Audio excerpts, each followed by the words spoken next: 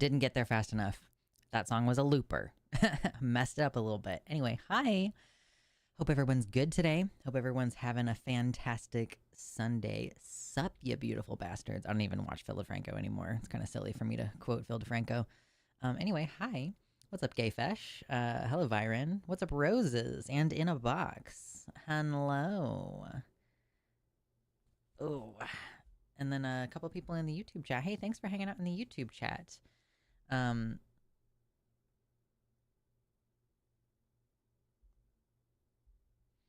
there's Mosh. There's Mersh. Hey, what's up, Mersh? Hope you're doing well. Lilith, thank you for your joining the members on YouTube. That's very much appreciated. I hope you enjoy the show and access to... I think there's a couple custom emojis for members in the chat there. Not a whole lot of benefits for you guys. You get a cool color name. That's part of it. But yes, hello.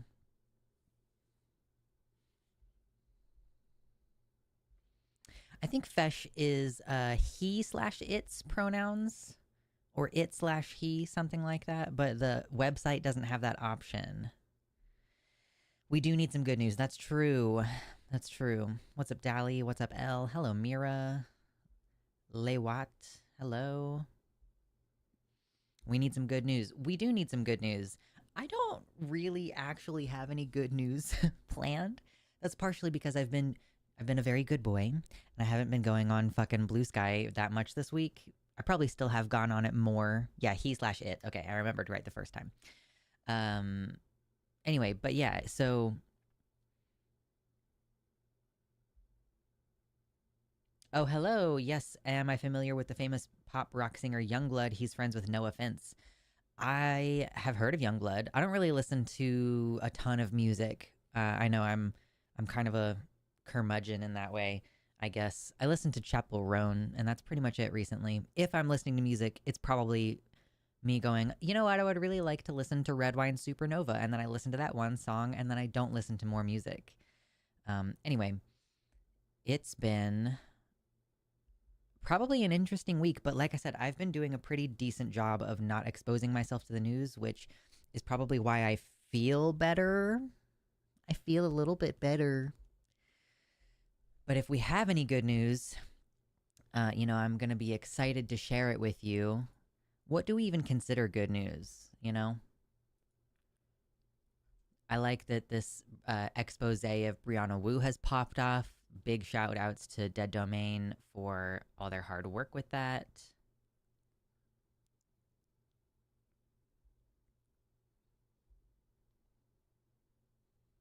Oh, nice. In a box says, I was handing out some leaflets for a charity today, and my favorite bakery sold me a loaf and gave me a discount. Hell yeah. We love that. Yeah, good news about Robert De Niro. I heard about Robert De Niro and his daughter having come out as trans. I've been listening to a lot of classical music recently in order to relax. Yes. So it's not classical music, but I have discovered lo-fi beats, and my YouTube app has figured out that I like to listen to that in the morning. So it's not like an everyday thing, but sometimes if I'm just like, I want like a pleasant, chill soundscape. Although I have also been listening to soundscapes. I have an app that I can like listen to rain sounds and shit. 'Cause yeah, as ridiculous as it seems, little stuff like what you spend your time thinking about can actually make a big difference to how you feel, right? I'm not really thinking about all this news and shit. When I see Trump, I basically just slide past it in the way that I slide past spoilers when I'm trying to avoid spoilers for a show. So I'm just kind of like, whatever, I don't care. That's been good for me. Just little things. Like, what are you going to think about all day long? I'm trying to think about more positive things. And I also had some like feelings kind of bottled up this week, and I managed to get some of those feelings out in the direction that I needed to get them out. You know, sometimes you just really need to say some shit to somebody, and you're like, okay, I'm going to spend literally a full week editing these remarks. and then eventually you're like, okay, I'm not, this is no longer an angry accusation. This is now just normal. Here's how I feel, you know? So I got some of that done. That's always good for you. For MCU fans, I saw the Thunderbolts this weekend and it was really good. Yeah, I've heard people saying, well, Arden told me on the Transatlantic Call-In show this week that the uh this new movie is supposed to be like the best Marvel movie since Avengers Endgame. I'm like, okay. Personally, I really liked Doctor Strange and the Multiverse of Madness, but that's just me. Dude, I don't know what is happening today. There's such a huge fluctuation in viewers. Like we keep like getting a couple viewers and then losing them and then getting a couple and then losing them. It's very, very strange. I'm not sure what people are clicking away for. Like, what did you come in here for and why are you clicking away? I am just fucking warming up my voice right now. Come back, chat. I miss you. Every trailer for it looks ass. I mean, yeah, I just don't really care about Marvel movies anymore. I kind of want to watch whatever this new one is going to come out, the Avengers movie, because it's like, okay, you've got Sir Ian McKellen and fucking Sir Patrick Stewart in it. I'm interested, okay? But other than that, I just don't really care. I don't know that I would say it's best since Endgame, but it is worth seeing. Okay, cool. Yeah.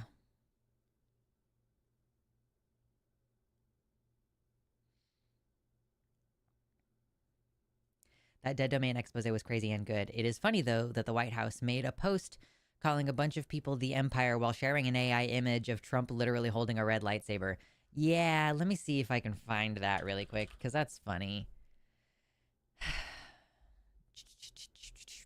Okay, here it is. I found it. Happy May the 4th to all, including the radical left lunatics who are fighting so hard to bring Sith Lords, murderers, drug lords, dangerous prisoners, and well-known MS-13 gang members back into our galaxy. You're not the rebellion. You're the Empire. May the 4th be with you. And then it's AI-generated image of Trump with huge jacked muscles. I guess they typed in Jedi robe, because I guess it kind of is reminiscent of what Jedi wear. But then he has a red lightsaber. And it's like, listen, George Lucas was many things, I guess. But subtle is not one of them. Red mean bad guy, blue mean good guy, green mean good guy, but mostly blue. You know, like, I don't know. It just seems... And like yellow means neutral guy. Yellow means like, I'm a cool special badass. I don't follow the rules. You know, like it's not particularly subtle. And also, they literally are the Empire. Like, imagine having such poor media literacy skills. Oh, suddenly there's 36 people here. Okay, it was weird. We were like bouncing between 16 and 18 for a minute, and now it's 36. Cool. Hit the like button, please. I love you. But dude, like, yeah, Lucas is not subtle. And so, yeah, you could have just been like, type in your prompt and then type in fucking blue lightsaber. I guess my one response to this that justifies the red would be that he's a Republican. And so even though we have this really strong imagery, which it is funny that it has borne out this way, in this country, it's not the same in other countries, but that our, evil conservative party is represented by the color red. Republicans are represented by red. And our quote unquote good neoliberal party is blue. That's probably part of where the political messaging came from, because George Lucas was making a commentary on American empire and like American exceptionalism, and like still to this day you can see that these institutions are modeled off of the existing institutions. Like in the Star Wars Andor series, there's it's an organization called like ISB. So it's one of those 3-syllable or like 3-letter organizations. They're an intelligence organization. They spy, they undermine rebellious movements. Like, it's fucking the CIA. Yeah, it's just, I mean, you're goofy, sir. You're such a goofball.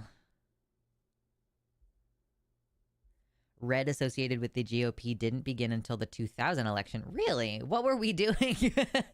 What were we doing for the entire time before that? That's so strange. I can't imagine, like, the political parties not being associated with a color code. That's so weird. Good news, unrealistic, blocked. True, Sylvester. You know what's great is that I don't even have a plan for talking about good news. I just want to. Honestly, like, if anything, you guys should tell me what the good news is, because I've been a little bit checked out from what's going on this week. Even on Takis. On Takis this week, we did not have any overtly oppositional callers.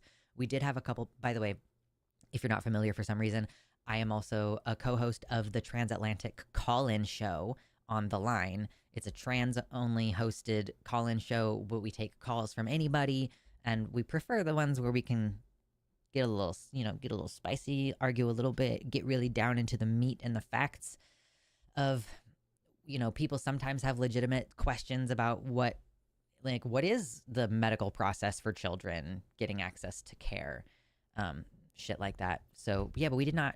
Sometimes we get callers who are like, I think trans people are fake and delusional. We just didn't get very many of those this week. So I'm kind of wondering if, I wonder even if conservatives are starting to hit a wall where they're like, I am tired, or like, is it they're questioning themselves? I don't know. Technically, yellow means good guys too. They're the ones who guard the Jedi Temple. Okay, cool. Yeah, the only person I was thinking of was Mace Windu, and he's like a gray Jedi or whatever. Hello, kitty. No worries. I imagine just the color red was too evocative of the USSR until like the 90s. Okay, fair. Yeah, the Reds used to be the Soviets. Yeah, Reds was communism, the Red Scare. I'm on board. I got it now. I figured it out.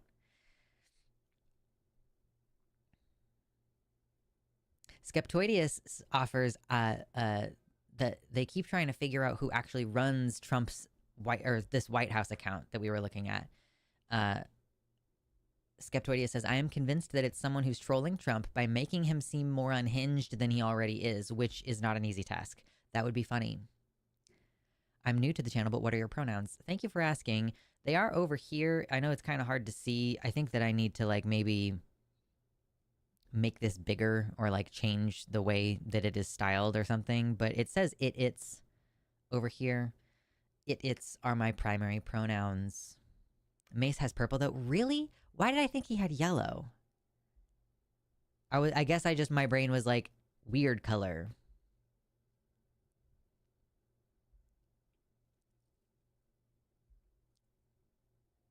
Playing Noida. Nice. I hear good things about Noida. What kind of timeline are we living in, bro? Truly. What's up, Fen? Fen, you're like my gym rat bro, and I mean that in a positive way. You're like the only person I talk to who's like as into fitness as I am, and you're way more into it than I am. I mean, what I'm saying is everybody around me is not as into fitness as I am. And so you being like, I'm so into it. I'm like, yes, somebody fucking gets it. Today is technically my active rest day, but I'm probably just going to do like 45 minutes of recumbent bike. That's what my rest day is. I'm like, I still need to exercise. I can't just not exercise. So I'm like on a daily exercise now. I guess, if I'm feeling particularly sore or something, I've like, okay, I don't think I exercised at all on Saturday or Sunday last week because I had just kind of overdone it previously. So yeah, but I'm like working on it as an all day thing. I've been working on my shoulders because like I have a lot of fat right here, actually, I think is what's going on. Like, yeah, I have triceps. Like, yeah, they're under there. Maybe the triceps are a big part of it, but I do still have like a good amount of just like, arm fat.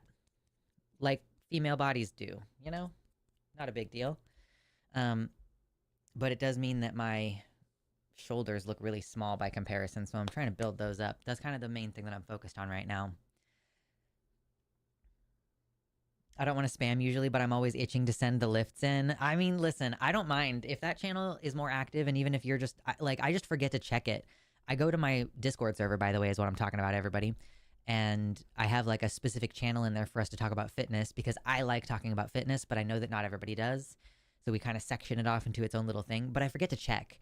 Every time I'm looking at the channel, at the Discord, I'm basically just like, let me check on the general channels. Let me look at the dialogue channel to see if there's any cool discussions happening. And then, of course, I check the stream recommendations channel because you can post links in there if you have a story you want me to talk about. But yeah, that's kind of it. 44 viewers right now. Thank you so much for hanging out. Only 30 likes. And it is such a quick and easy way for you to support the show. It pretty much always guarantees that more people are going to pop in the chat. So feel free to take a moment to hit the like button on the YouTube page and then come back over to the website for the chat. Pronouns are unreadable for me on the phone while chat is also open. Okay, yeah. I mean, I understand, but it's like you're like I have made the screen as small as is humanly possible, basically, and it's hard to read. I'm like, yeah, it will be hard to read at that point. I do my best.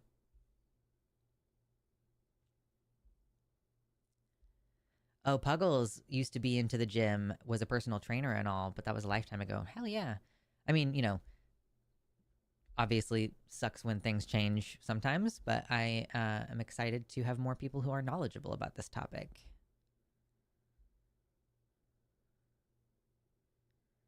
Melatonale welcome says, when I used to train Brazilian jiu-jitsu, my shoulders got huge relative to my small body at the time. I got buff in general. Yeah. Like my goal right now is to get to a place where I can go hiking, and I probably should just start like going to places where I can do like a mile hike, quote unquote. Like if I can walk on some trails or something. Hell yeah, Cursed Chaos. Some personal good news. Lost a little bit of weight. Hell yeah.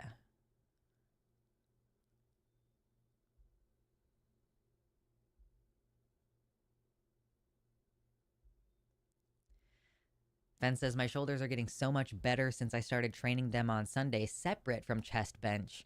But Jesus, I've gotten way fluffier. But I always go hell no at one point of the cut, not far into it. I need to cut. I know. That's kind of like, I guess I am starting food tracking again so that I can keep track of this shit because I've just been not paying attention. Anyway, I know that not everybody wants to talk about gym bro shit. Oh, I had the funny thought recently, though, that I'm totally becoming one of those, like, bro, my girlfriend is just stressing me out, bro. I'm just gonna hit the gym. Like, I'm totally that person. I was like stressing this weekend. I was like annoyed with my partner, and I just like I was like, I have to work out through this. I'm like, I need to hit these fucking split squats.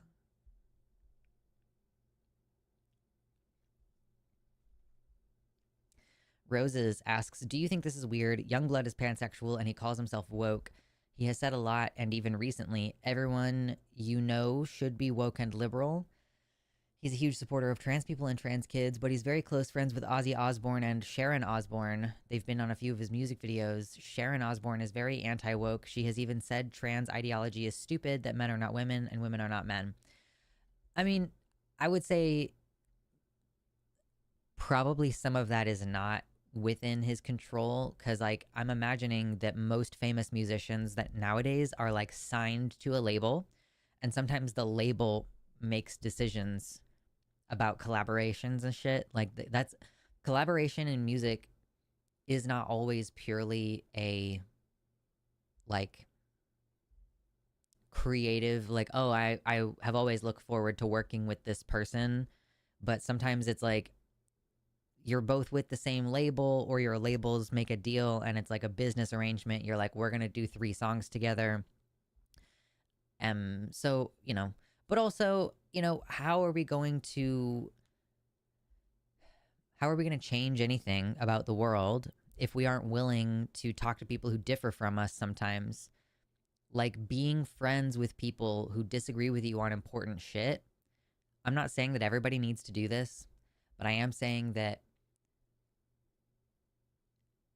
it's not really feasible in the long term to just continuously isolate ourselves from people who don't agree with us or people who don't like us, and that making those connections, like forming a relationship with someone, can be a really important step to like helping convince them of things, helping humanize people like you to that person, right? Like if somebody's homophobic because they don't know any gay people and then suddenly like the person who they like the most at work mentions that they are gay, that can cause people to start on a journey of change. So I personally am not on this whole like, if you've ever said anything anti woke, we should never talk to you again. I'm not telling people what to do or whatever, but I'm just saying that those personal relationships can make a difference. Melatonali says, hiking is awesome. I can't do normal gym working out. I get bored super quick. I need to exercise in a way that doesn't feel like exercise. Completely understand. I'm not like that. I'm totally like, yeah, let's fucking press this shoulder press. And I get really into like my counting and stuff. I'm just fully present in that moment. And it feels great to me. And I'm sorry that it's so hard for people.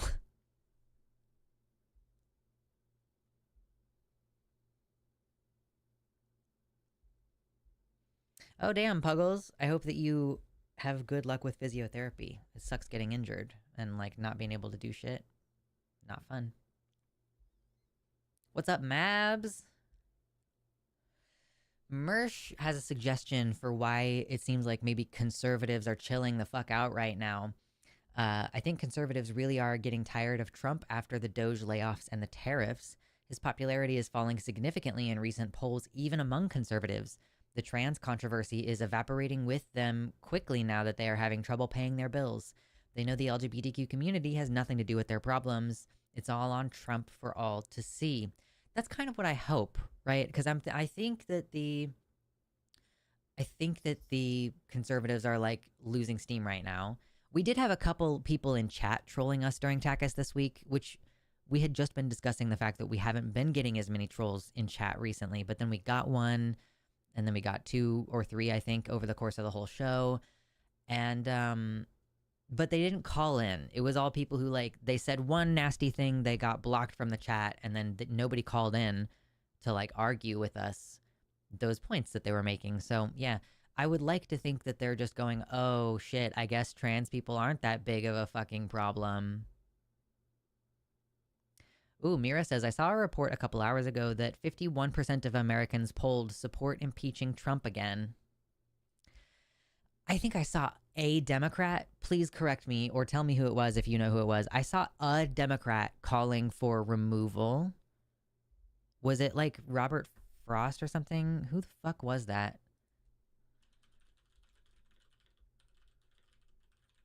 They were calling for impeachment and removal. Reuters from 2 days ago. Well, god damn it.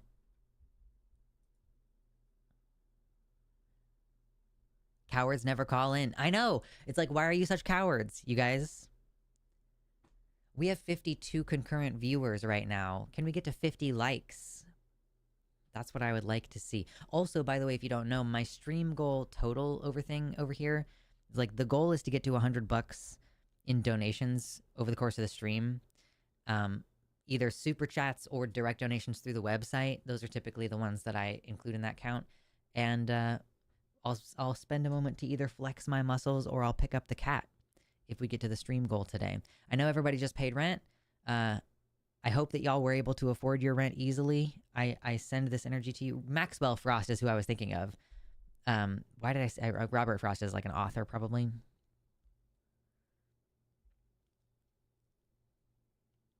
One of them actually brought 7 articles of was it Maxwell Frost? Hold on, let me see this. Reuters. House Democrats are calling on the Smithsonian Inspector General to launch an investigation into U.S. President Donald Trump's March executive order targeting federally funded museums, arguing that the directive may violate federal law and compromise the institution's independence. Okay, so a letter signed by 71 Democrats is taking issue with Executive Order 14253. Okay, is this impeachment, though? What does this have to do with impeachment?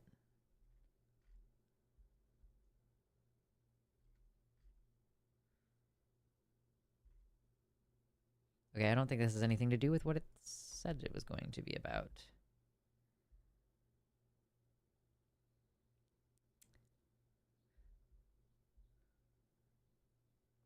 Oh, congrats in a box. Healing after an injury, good shit. Byron says breakdown in polling shows Trump underwater on literally every issue, by the way. It's not just the way he fucked up the economy with tariffs. USA people also aren't fans of sending people to a foreign gulag without a trial, even if they're scary brown people. I do feel like it's safe to say that if Trump isn't or can't be removed from office after midterms, then it will never happen to any president. Yeah, if you're not like, thank you. 1 second. If if he can't be removed for like the shit that he's been doing, and the fact that like the thing that I've been seeing the most on my blue sky today has been him saying, like him being asked directly if it's his responsibility to uphold the Constitution, and him saying, I don't know, as if that isn't like the main part of the oath that you take. Like that is the oath that you take when you become president, like to uphold the Constitution. Thank you, Leywatts, for the £5. Sending my regards in pounds. Thank you. That apparently is $6.64 in freedom units. So that's how much I'll put on here. Just for everybody's frame of reference, super chats are appreciated, but I don't get them until next month. And YouTube takes like 30 to 40% of your money. Whereas if you donate directly through the website, I only pay PayPal fees and I pay my website manager. But I get most of the money.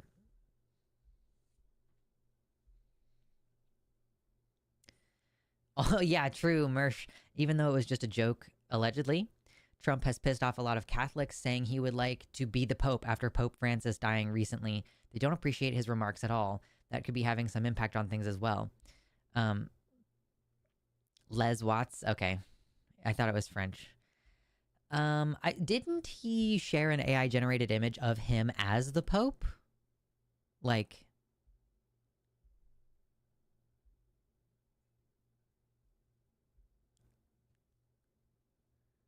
Trump now calling for those 2 Democrats to be removed. Al Green and Sri Thanadar have introduced articles of impeachment against Trump. Sri is the one who introduced 7 articles of impeachment. Okay.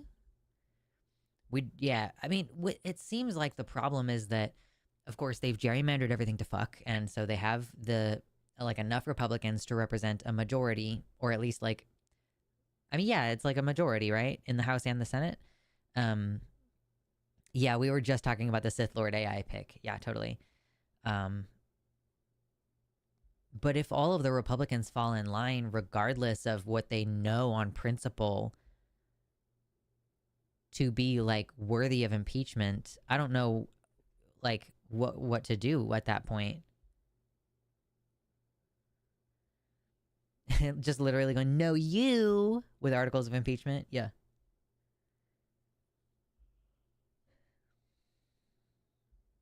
Yeah, the focus of Democrats doesn't seem to be on impeachment at the moment. It wouldn't go anywhere without control of Congress anyways.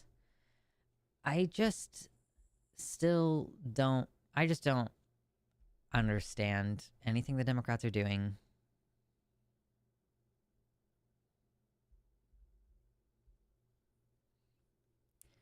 In the small town group we're getting down to only the most hardcore defenders chiming in and the Russian bot accounts. So basically are like the normal conservatives just like really quiet right now?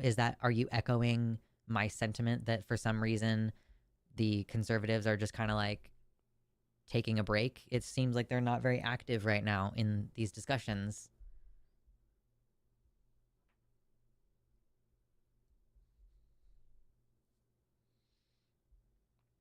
Are we covering the voters being turned away in the recent elections? I had not heard about that. Yeah, impeachment needs 2/3 of the Senate. Yeah, so basically the expectation, and this is so fucked up, that a president could be flouting the Constitution, flirting with running for a 3rd term, gutting all of our public services, and like instituting giving power to people who clearly don't know how to deal with classified information. Like for all the Republicans to be like, yeah, we're just gonna stand by our boy. Like, do literally no Republicans have principles at this point? Or like, I guess not a significant enough number of them? Would it be that much worse from their perspective to have JD Vance as the president? Like, I don't know. You could always ask the UK to take back the 13 colonies. No, we would lose so many liberal places that way.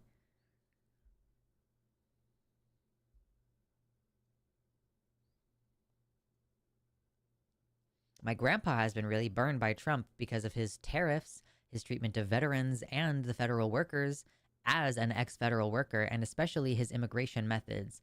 He recently quietly switched to an independent. Nice. Hell yeah.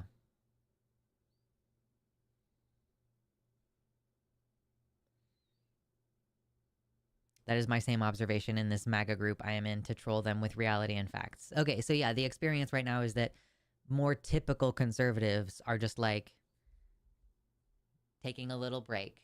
They're over here. They're like, do you think they're bashful? Do you think they're bashful? JD Vance would be just as, no. I'm not disagreeing. I think JD Vance would be terrible as president, right?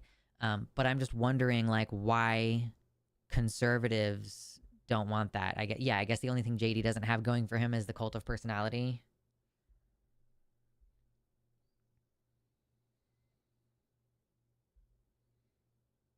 With the way Republicans acquiesce to their president, yes, they have to lose control of Congress for there to even be a Senate trial. Yeah. There's a reason why I'm checking out from all this, because I'm like, there are solutions to this problem, but, I'm just going to vote harder. Negative personality for JD Vance. Yeah.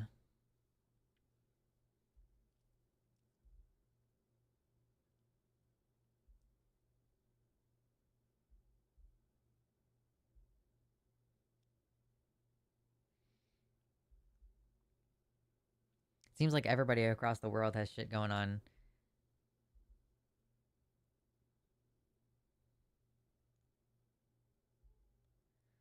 Mersh says these conservatives know that they're wrong and they hate to admit it.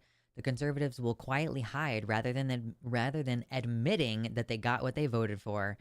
Yeah, it's like they were like, yeah, I wanted to hurt people. I just didn't want me to be one of the people who got hurt. It kind of seems like that's what's happening. Trump is their guy. They wouldn't be happy with anyone else. Yeah, I wonder, like, there is no, like, replacement strongman. I think that's kind of the big deal. There's no one to replace this man with all this bluster. I don't think most other people are willing to just straight up lie the way that he does.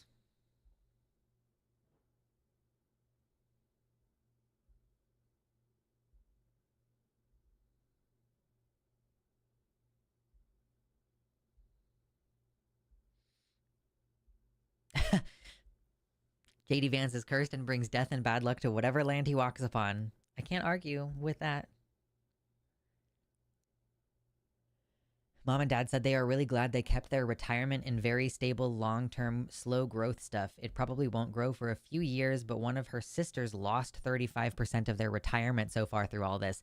Yeah, what are you going to do when a bunch of retired people who have a shit ton of guns are suddenly, like, not getting their checks anymore, or, like, their retirement is going to bottom out from under them?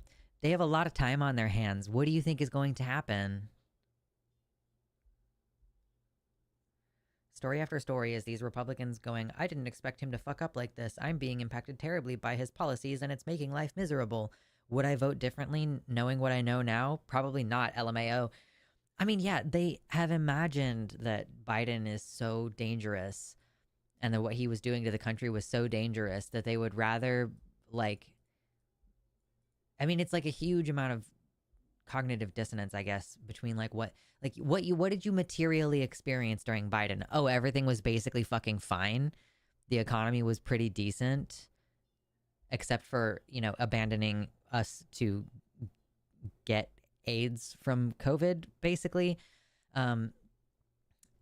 Like, that's the one thing, of course, that I'm the most disappointed on. But they tried to do positive things for climate. They tried to do positive things for labor. Like, they tried to do positive things.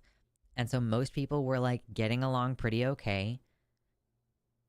But for some reason, they think that Biden was putting the country down the toilet. and they don't seem to connect that, like, these things that are happening to you now, that is the definition of the country going into the toilet. I can't find any reporting, only people talking about this on Reddit.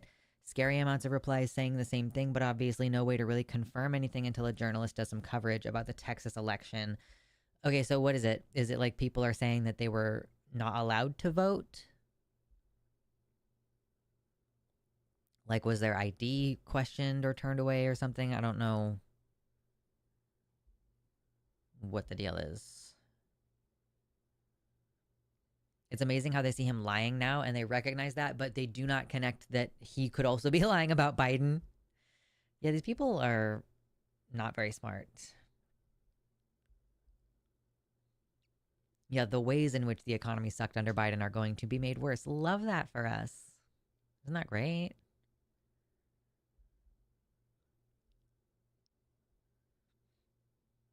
The gays were getting together under Biden, and there were brown people in the neighborhood. The horror of it all. I know, it's so terrible. Can't believe they would do this to us. Letting gay people and brown people walk around the neighborhood. What about gay brown people? Oh no.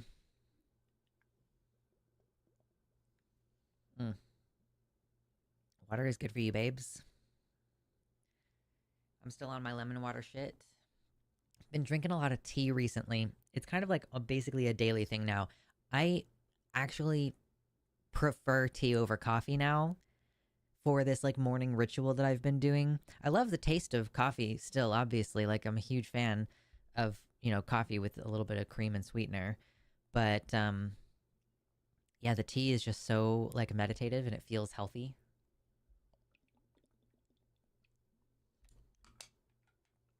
And then I've got my kombucha, which I'm supposed to taste tomorrow. I'm supposed to taste the kombucha tomorrow to get a sense of where it's at in its cycle. I drink so much tea, I just made a fresh cup. Yeah, I don't drink like a ton of it throughout the day. It's just a morning thing for me. But like today, I have some black tea with rose in it and a little bit of, what is it? It's like bergamot oil. And that's like, it's been a couple days in a row I've had that. I put a little bit of heavy cream and some honey in there. And that's like my little morning drink. Sometimes I go with my jasmine green tea. Occasionally I'll do like a lavender chai, which doesn't have any actual caffeine in it, but it can still be kind of restful to drink it. Tea's good.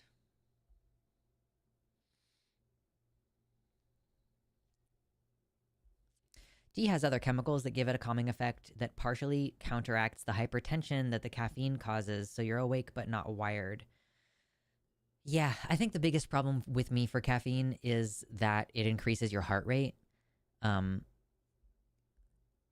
It doesn't seem to, like, I don't know, is it supposed to be a vasodilator or a vasoconstrictor, or does it have any impact on that? Or does your blood pressure only increase because it's like adrenaline and increases your heart rate? I don't think I've ever had Earl Grey tea.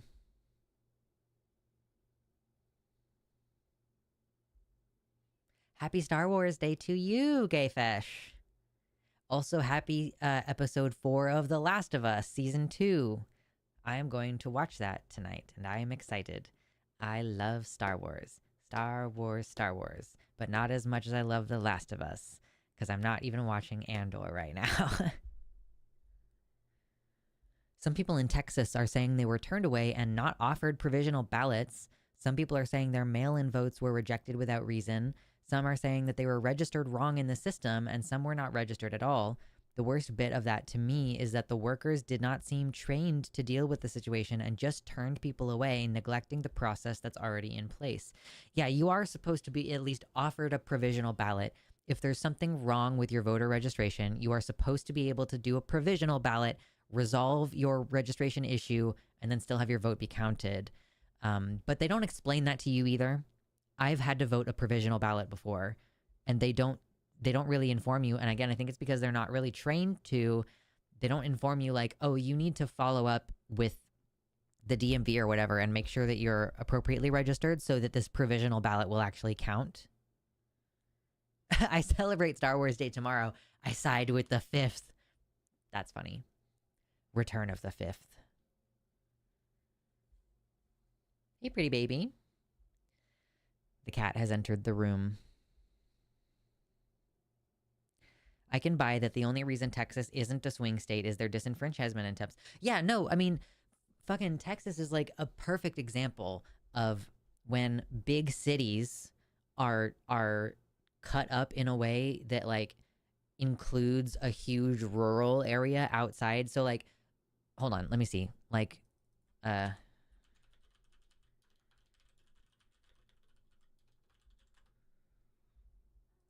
hi, baby.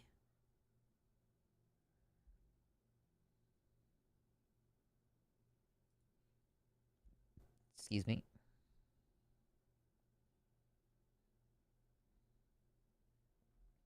Maybe Texas is not the perfect example of this, but also none of the images are big enough for me to fucking see.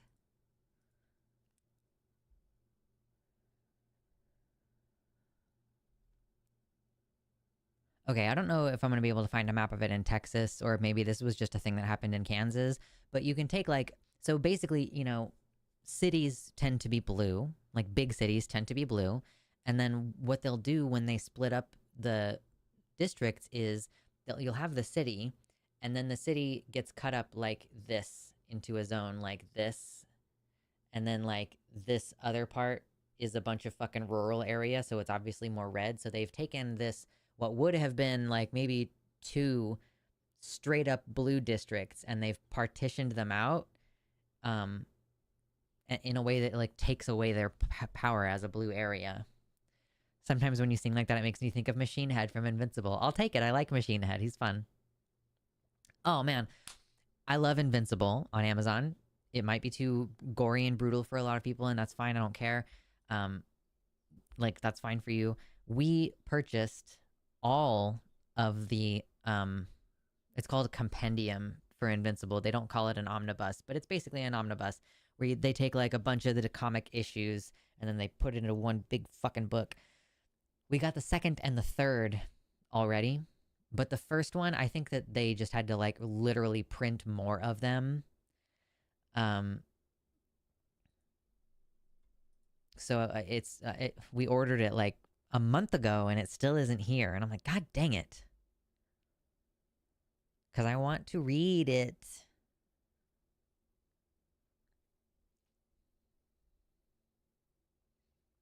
Texas and Florida are the GOP models to make otherwise politically diverse places into one party rule hells on earth. Totally. Totally. Yeah, Florida was once solid purple. I remember that was like the whole fucking thing about like George Bush getting elected, right? Was that it was like hotly contested and it came down to Florida. Don't people widely agree that that was like shady? Like the Supreme Court decided to they decided to not count some votes that would have made Al Gore win. Isn't that like a huge democracy failure moment? I'm like, I was like fucking 5 years old, so I don't like remember. Wasn't around, but like democracy has been dead for a long time. If that happened in 2000, which is 25 years ago.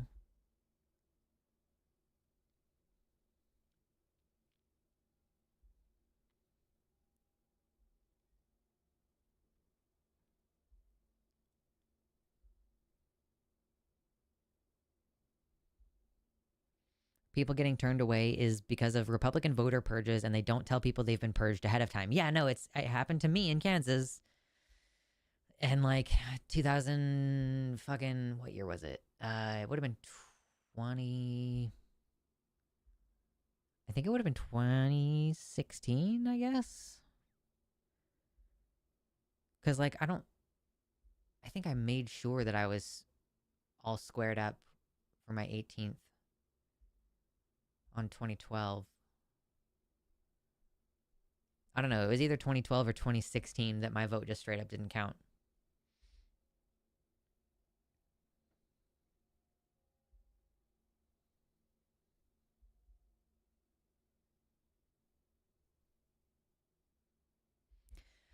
Oh shit.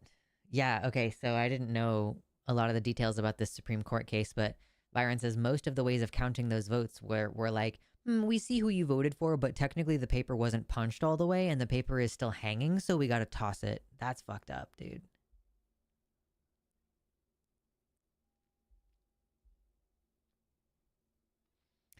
I'd say democracy was never a thing to begin with. I mean, like, we tried.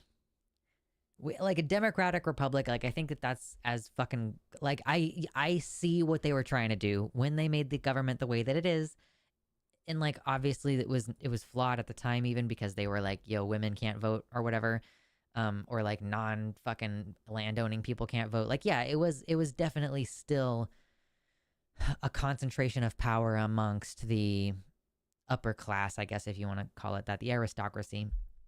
um but like they tried to make it kind of balanced. I just think that governments can't be this big. I think that it's not possible to manage this many different people. I used to think that, like, wouldn't it be so great if we had like a global agreed upon government? Like, when we think about the future of hypothetical interplanetary interaction, like, isn't it kind of necessary in some way to make the UN into like an official government or whatever? But I actually think that's bad. I think that maybe that's bad and that we should like have smaller governments with like fewer I don't know, like I'm not sure how you can manage that many different people. Hanging chads? That's crazy. Have you covered the North Carolina voting case that the Repugs lost recently? No, I haven't.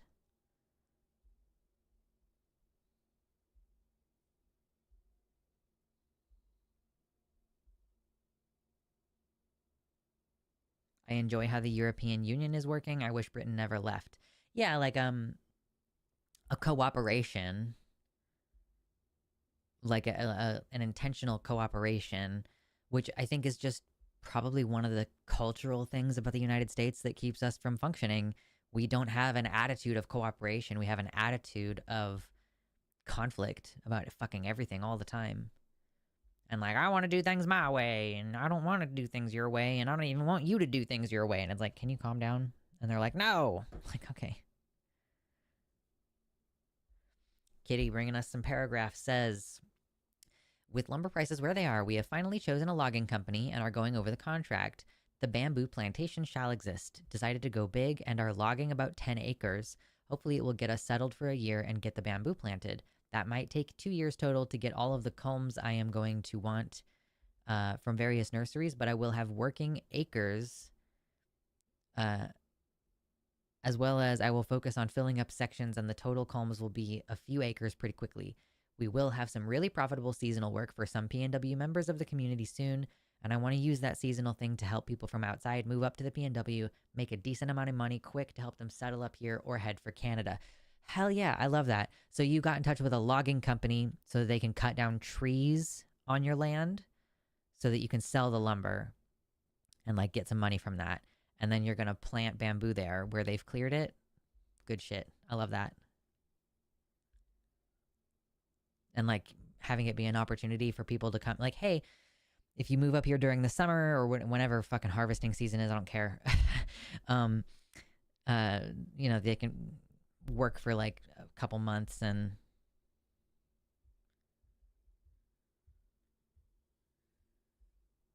what line is live this early? Streaming Durante and the line all at once so bloody early. Wait.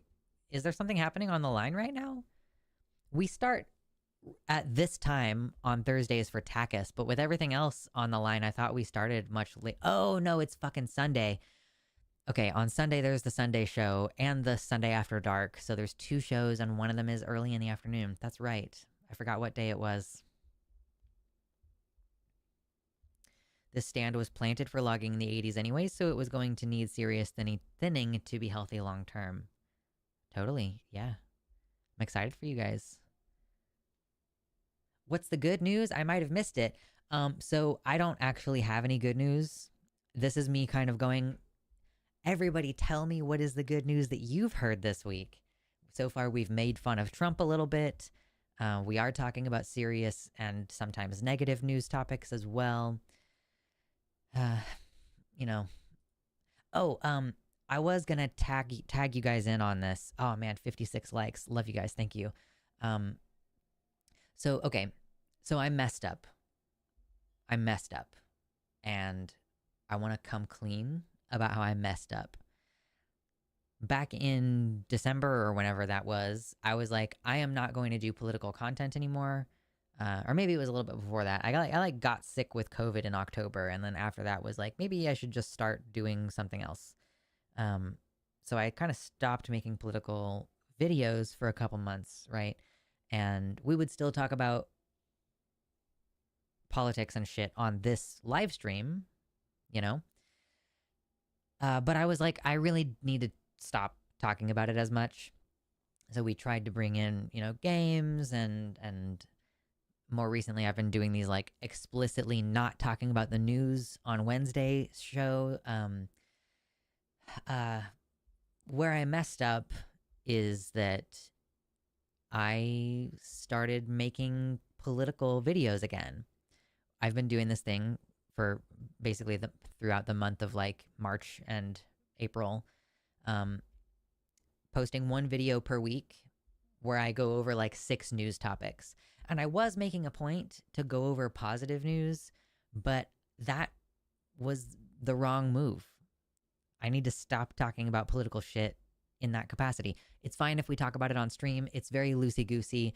I don't need to cover every single fucking thing about every issue when we just shoot the shit. That's fine. So I'm wondering, like, I'm trying to figure out what to do because I can't. I'm fucking done. I'm done talking about bad news on the channel. Like, I think I just need to give that up. I have had some success with positive news. Like a few weeks back, we covered something to do with Zoe Zephyr in the state of Montana. And, she's a transgender representative. And of the 3 thumbnails that I uploaded with that video, the one with her in it was the one that got the most clicks. So I'm like, okay, people do want good news. They do want good news. So I'm kind of trying to think, like, should I, on Sunday, let's still, shoot the shit about bad news, just talk about whatever news, and then record a little segment about something good and do like quote unquote coverage of something new. I'm thinking about doing that. Maybe if there's something that stands out, but maybe I'm not going to do it like every single week as like a required thing. Oh yeah, we stand Zoe Zephyr, of course. Bless her heart in the sweetest way possible. But I've also been considering just like, okay, we'll talk about the news on the stream. Probably not Wednesday. Like Wednesday, we'll talk about something else. But then for the videos, because I do want to still continue uploading videos on the channel, should I just start doing movie reviews in that like off the cuff kind of way? Because people seemed to really enjoy my video about Will Ferrell's documentary with his friend Harper. That went really well. And then people seemed to like my recent video. Of course, it didn't. I don't know. Did it breach containment? Let me see. My recent video about homophobia in the apocalypse, which is, of course, a video about The Last of Us. And that one did pretty okay. Let me pull up the content page. Yeah, that one did okay. And did it breach containment? Did it... Yeah, that breached containment. So 60% of people who watched it were subscribed. 40% were not subscribed. That's what you do want when you're trying to move the channel forward, right? You want to get some new viewers in. So people seem to enjoy that pretty okay. And I'm kind of thinking like, yeah, maybe I should just find some more like trans movies or political movies to shoot the shit about and just have my off the cuff reaction, not to make a script about, but to just shoot the shit about. And I would not do that on stream. That would be something I record off stream probably. Even though that means I will miss things. Because that's the good thing about recording videos while I'm with you. That you can help me flesh out the ideas a little bit.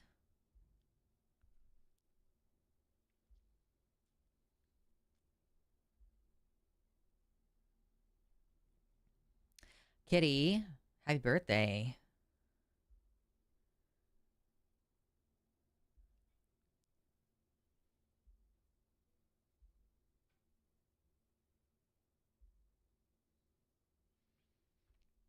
Rest in peace, Governor Youngkin. Not actually rest in peace, but like, sucks to lose your credibility, according to Mersh. Good UK news. Trans protests across the country in response to the Supreme Court ruling, including the UK's first and only trans judge speaking out publicly and receiving a lot of support. It's great to see. Yeah, what was that? Is there a video or something? Like, trans judge UK speaks out.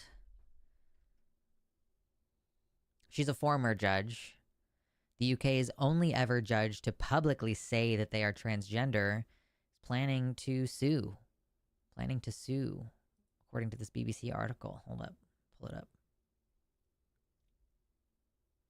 I would love some film reviews, especially with media literacy slant. Cool. Okay, so always looking for more Dragon Smasher Pass. I don't know what's wrong with me. I can't fucking work on that series. I don't care about it at all. It doesn't feel restful to me. It doesn't feel fun. I recorded it twice. I made a video about Dragonheart, 1996's Dragonheart, and I just fucking don't care about it at all, and it's really depressing because it was a fun idea.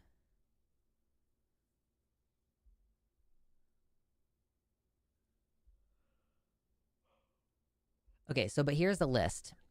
Before I talk about this European court thing, I have a list of movies that I have written down. I do have a somewhat list of like movies that have been recommended to me.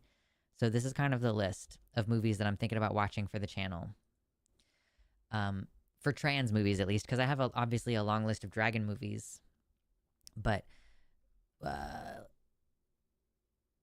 there's a movie called National Anthem that I don't know very much about. I think it's about transness, but it's like from the perspective of a guy who is attracted to trans people, so it's a little bit weird. There's Close to You, which I think is Elliot Page's movie about like being transmasculine and going home for Christmas, but I don't know where to get a hold of that one. There's one called Transformer on Netflix, which I do not know anything about. It's just on my movie recommendations list. I Saw the TV Glow, obviously, is a movie that came out fairly recently that people like really liked. Someone recommended a movie called Crimes of the Future, which is a Cronenberg movie, not explicitly trans, but many people read it as a trans allegory. There's Nimona, which I know nothing about except that Eugene Lee Yang is in it. And then there's A Man Called Otto, which has Tom Hanks, which I've mentioned to you guys recently. It's about a curmudgeonly old man whose wife had died and he hates living. And then a young family moves in down the street and there's a trans boy who he starts to mentor, like a trans teenager. And so that's what I have for trans movies specifically. I also have a little recommendations list on here. Y'all have recommended I watch Ready Player One, Frequencies, Tales of the City 2019, Persepolis, For All Mankind, and With Honors with Brendan Fraser. I can't remember why any of those movies were recommended, but if y'all have anything that you're like, oh, I for sure want to see you talk about this movie, let me know. The Matrix, I guess, like, do we, I don't know, is there any obvious, like, trans egg stuff in The Matrix? Do I have to watch all of them, or can it just be the first movie? Like, I don't know. Crimes of the Future is good and weird. Okay, cool. Transformer hit me so fucking hard. It is really special to me, and I think you will connect to it too. It's about one of the biggest, baddest bodybuilders to ever live. She is awesome. Okay, cool. Southern Comfort. What is Southern Comfort about? Nimona was good. Okay. Megalopolis. Wait, yeah, what is Southern Comfort about? Not the whiskey. I think just the first Matrix would be fine to go over. Okay. Yeah, the directors of The Matrix have both come out as trans women, and they were just like going around the world as men. So it was the Wachowski brothers when they made The Matrix, and now it was the Wachowskis for a little bit because one of them came out before the other one did, and then now it's the Wachowski sisters. The Matrix is not really all that trans overtly. It requires a reading into it, but yeah, it is a valid reading and a fun one. Yeah, totally.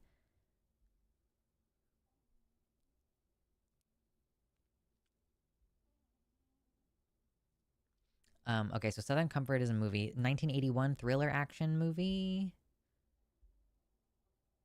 Does this have anything to do with transness or political? Because I'm also I'm open to doing just like this movie has political commentary, which is I think someone that's what you had mentioned before. Someone said that like the movie With Honors by Brendan Fraser has interesting political themes.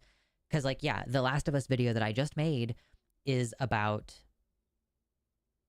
homophobia in the apocalypse in The Last of Us, and The Last of Us does not have any trans characters to my knowledge. There's gay characters, but there's no trans characters that I know of.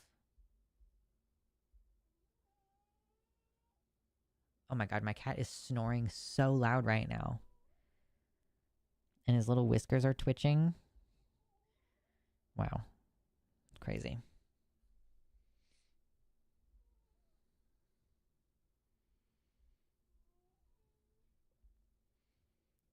Southern Comfort is a documentary. It's sad, but an important story. It's about Vietnam War. During the Vietnam War, a squad of National Guardsmen take part in a military training exercise in the swamps of Louisiana. After attempting to steal several canoes and firing blanks at a Cajun, the group members find themselves being hunted by the locals.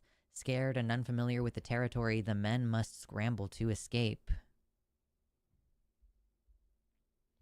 Idiocracy is eugenicist, unfortunately. Well, that would be part of the criticism that I would be able to make of it. That is a great movie suggestion.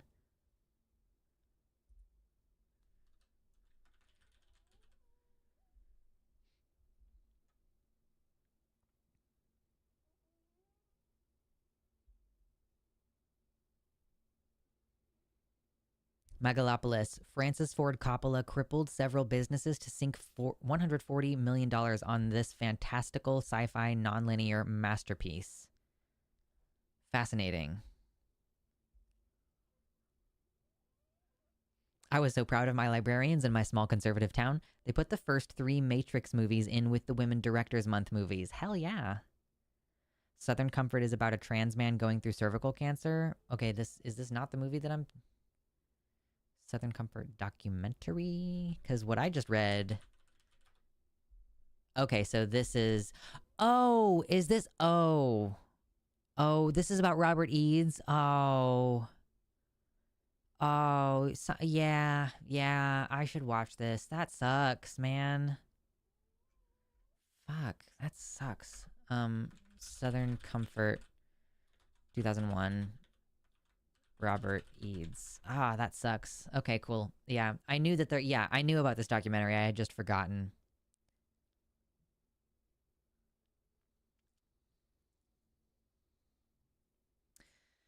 There is something fascinating about The Matrix being co-opted by such transphobic shitheads, given that the trans reading of it, I believe, is intentional, albeit subtle if you're not looking for it. I think that it's one of those things that,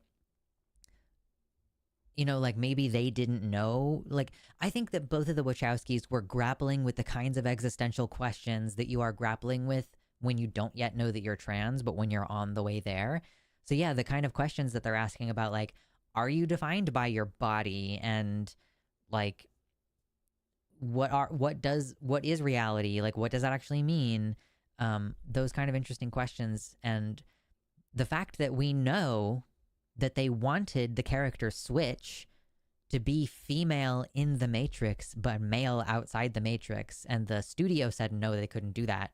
Like, yeah, obviously they were expressing some feelings about identity and gender and metaphysics and all kinds of shit.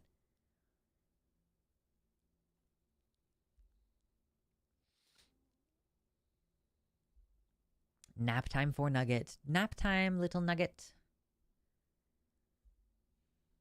Tis time for sleep now. Metropolis. So someone recommended Megalopolis, and then someone mentioned Metropolis. Oh my god. Oh my god. Megalopolis. Oh, Megalopolis only just came out last year?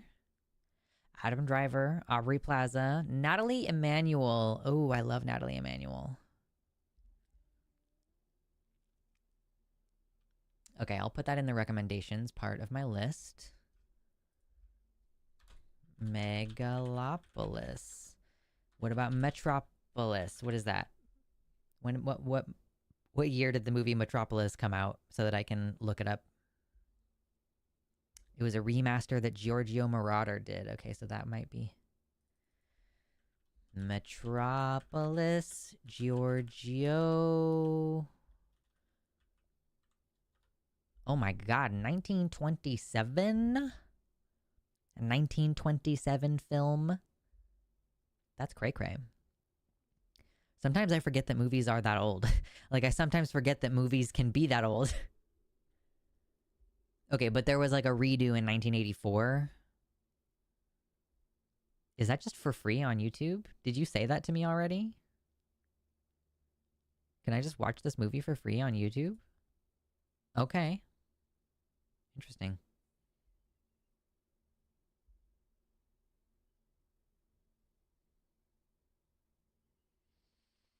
Okay, Mersh offers that Metropolis was a 1920s silent film that protested capitalism and the enslavement of mankind. Fuck yeah. Okay, cool. It's on the list now. But what should I start with? Like, I don't know what to start with. I believe Metropolis is partially lost media. I mean, I'm just showing you that this here says Metropolis 1927, 1984 Giorgio Moroder version 1080p. And that it's an hour and 23 minutes long, so it kind of looks like this is the movie.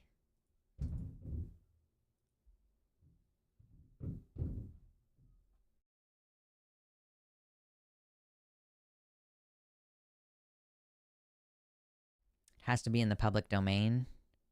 Probably by now, yeah, right? Like things that are from 19... Okay, this says in 1984, a new restoration and edit of the film running 83 minutes was made by Italian music producer Giorgio Moroder, who paid $200,000 for the rights, outbidding his Cat People collaborator David Bowie. Although Moroder initially intended only to create a new soundtrack, he was surprised by the lack of a definitive print and expanded his project to a major reconstruction. In Moroder's version, which was made in consultation with the Munich Film Archive and their archivist Enno Patalas, was hinted to emphasize the different moods and locations in the film. It also featured additional special effects, replaced intertitles of character dialogue and with subtitles, and incorporated a soundtrack featuring songs Moroder composed, produced, and recorded with popular artists such as Freddie Mercury, Bonnie Tyler, Pat Benatar, Adam Ant, and John Anderson. So that's cool. That seems fun. What am I doing? This Metropolis also anticipated the rise of robotics so far back as the 1920s. That's cool. That's cool.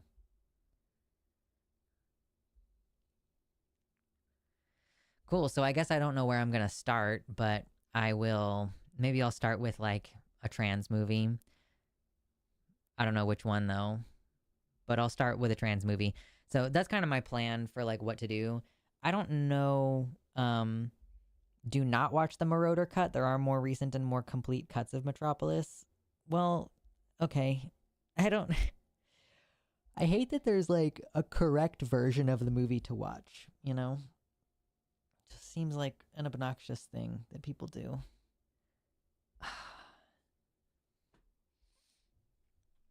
But this is kind of my idea for what to do with the channel from now on. Like, I don't fucking know what to do with the channel from now on. I don't know what it needs from me. I don't know what the people want anymore. Hi, baby. Are you awake now? He was snoring so hard a minute ago. The OG RoboCop was sweet in a police brutality kind of way. Yeah. The movie Gattaca touches on issues of eugenics and bodily autonomy-ish. Okay. Let me put that down here. Gattaca.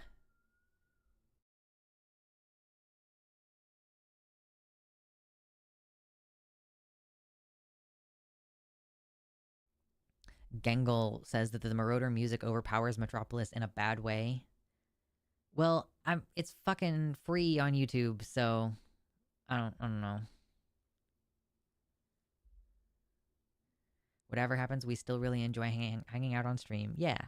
I am thinking about going down to only once a week. Like, I would like to get a regular job.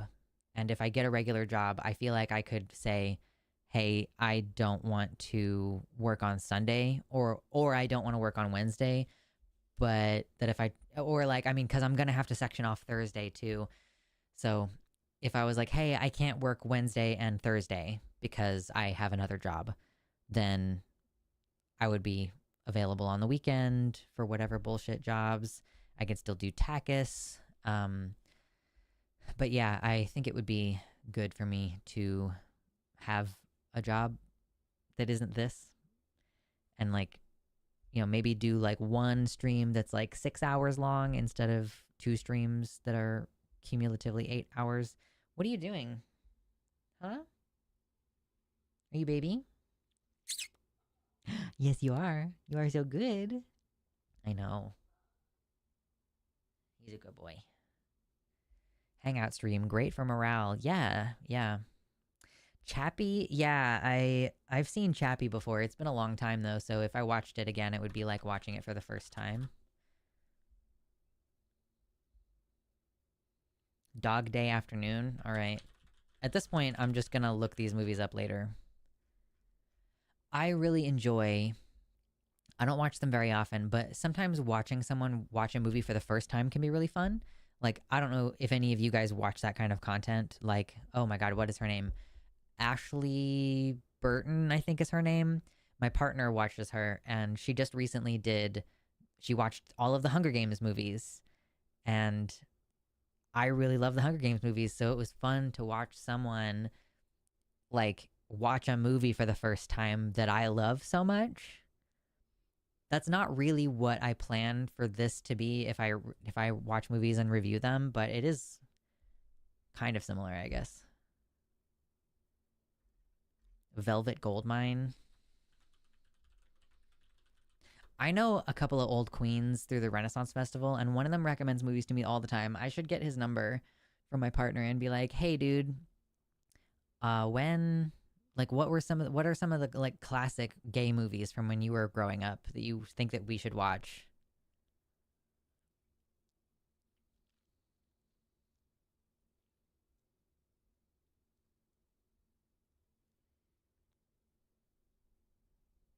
I'm trying to recommend a movie, but the title must contain banned words for some reason.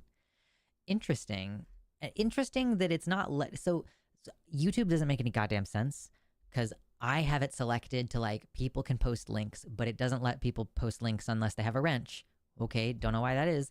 And also, it's usually what it does if you post something with like a cuss word in it, it will post your comment in like oh, I have to moderate that kind of way, where it's like I have to decide whether to let it post or delete it. And like I guess sometimes it just doesn't even let that happen. I'm like, let me moderate my own shit, YouTube. Very irritating.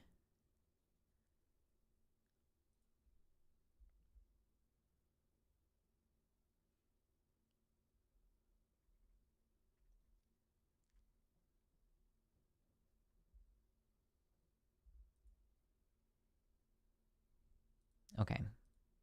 I had to go away from chat for a second. Now I'm back. Dog Day Afternoon is a 1970s Al Pacino film. In this film, Pacino plays a bank robber. Oh, we just watched that. Oh, yeah, yeah, yeah, yeah, yeah, yeah. I actually watched that on the Composting podcast. We watched the movie and then we recorded an episode.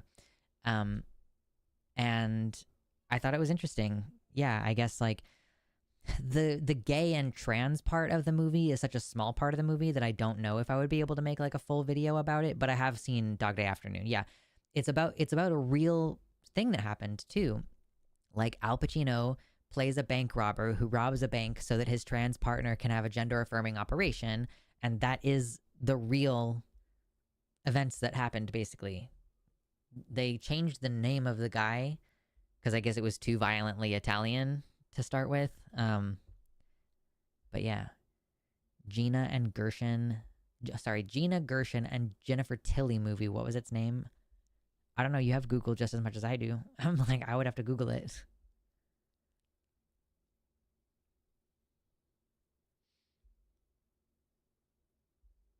So, okay, I have a good base to start from here.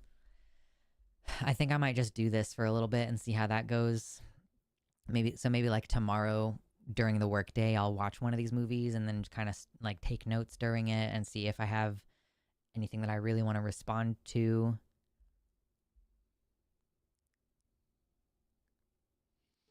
Let me give you clues instead of the title. Oh my god, William Hurt. I like William Hurt. Raul Julia, 1985. I see a movie called Kiss of the Spider Woman. Is that what it is? Kiss of the Spider Woman? Why would it not let you post that? That's so weird.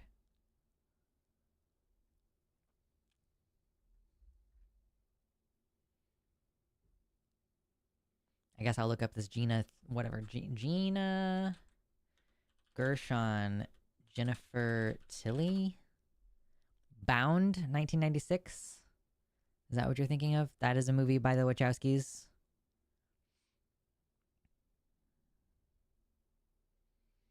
Okay, so Kiss of the Spider Woman is another recommendation. All right, let me put that on the list. Kiss of the Spider Woman, 1985. And Gina Gershon, Jennifer Tilly. Is Bound the movie you're thinking of? Yeah, Lux goes film critic. A happy 2025 bingo card. I actually like talking about films. I don't really like talking about politics, so let me try to do something I actually enjoy as the channel limps along for a while longer. Gaudy Afternoon, a nice little mystery in Spain. I'm not just taking movie recommendations in general. I'm specifically want to review like movies with queer or political messages.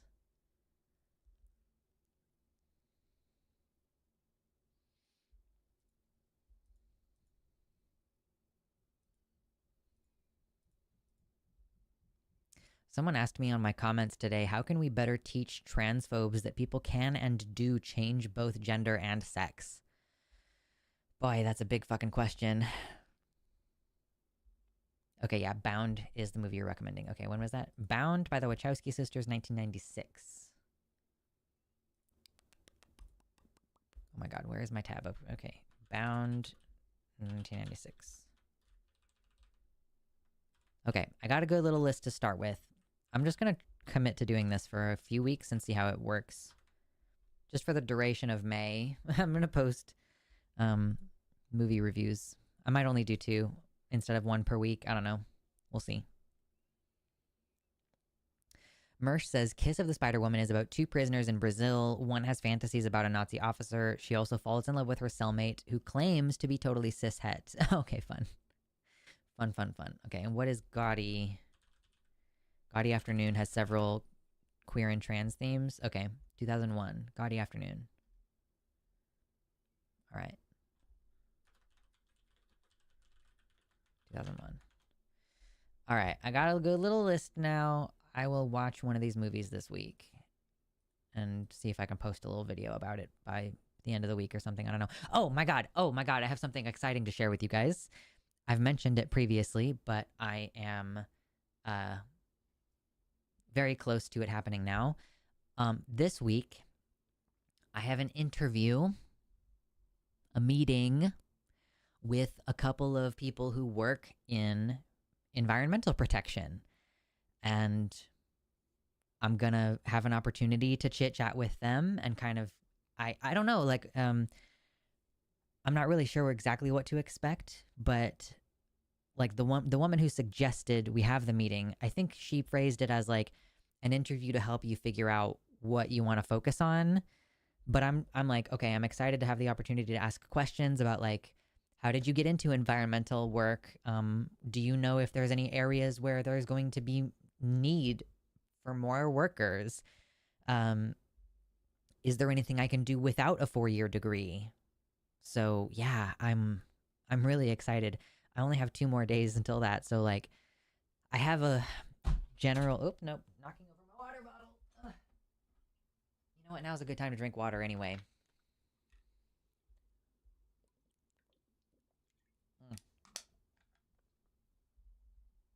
So I'm going to have this meeting and I'm going to ask questions. Yeah, finally, good news. Took you long enough.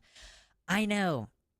But I've been thinking about like, yeah, if I want to do something else besides streaming, what could that be? All right, we have Madam Butterfly and Naked Civil Servant 1975.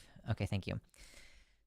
Yeah. So I'm excited to get to have that opportunity because, like, yeah, it it would be a job that like matters to me and that I think I could do and that has room for expansion. And then if I stream, I can totally be one of those annoying, and by annoying I mean perfectly sensible people who, uh, before night falls, uh, like the science of it, like, you know, we've talked about this recently that there aren't very many leftists who talk about the science of um environmental stuff, or like this is one of those ways where we kind of broadly say like get involved, and I do frequently tell you all like, hey, get involved with uh you know, volunteering or like going to protests and things. But there is like a lot to be said for getting involved in ways that don't directly involve politics. So it's like if you can volunteer to clear out invasive plants from your local parks, or like, I don't know, it's going to vary from place to place, but there are volunteer opportunities in environmental and conservation areas that can be as simple as meeting with your neighbors in your local park for a couple hours on a Saturday morning. And I think more people should do that. I also, you know, it's interesting too because I guess maybe it's just because when you are an environmentalist or any other kind of like serious scientist, like maybe you just don't have time to stream. But I'm trying to think of like what expertise do we see among like leftist streamers? Like where, like, okay, like Xander Hall didn't go to college, no expertise, right? Um, Demon Mama went to college to like be a writer, I think. Um, so it's like, what political expertise does that bring aside from just like, and I'm not trying to degrade anybody because I also don't have expertise. I just am informed, you know, and I talk about that because I am capable of thinking and doing political analysis, right? But I didn't go to school to learn any of this. Later, Mersh, have a good day. And like Vosh, I think went to college, but I'm like, I don't know what he majored in or if it impacts his work directly. You got people like Sam Cedar. Like, does Sam Cedar have a degree or previous work experience that makes him like a particular expert on anything? I don't really know if we have very much expertise in like the political communication sphere. Oh, did Vosh actually got a degree in sociology? Vosh is the closest thing to an expert of any of the people I've just listed. Because he has a degree in sociology. So, yeah, like, what a silly thing to have done. Get a degree in sociology. Yeah, so I'm wondering if it would be good for us to have, like, scientific backing. Sam Cedar is half of a law student. There's Kat Abugazale. Yeah. I know that she's been active in the political sphere for a long time, and that on its own is a form of expertise. And she seems to be a very effective political communicator, and she's putting her money where her mouth is on, like, running her campaign. Does Hassan have, like, political expertise? I guess he worked with the Young Turks. But I'm also just saying, like, beyond political expertise, like, do we have any, like, medical professionals talking about political issues in the leftist sphere? I don't know.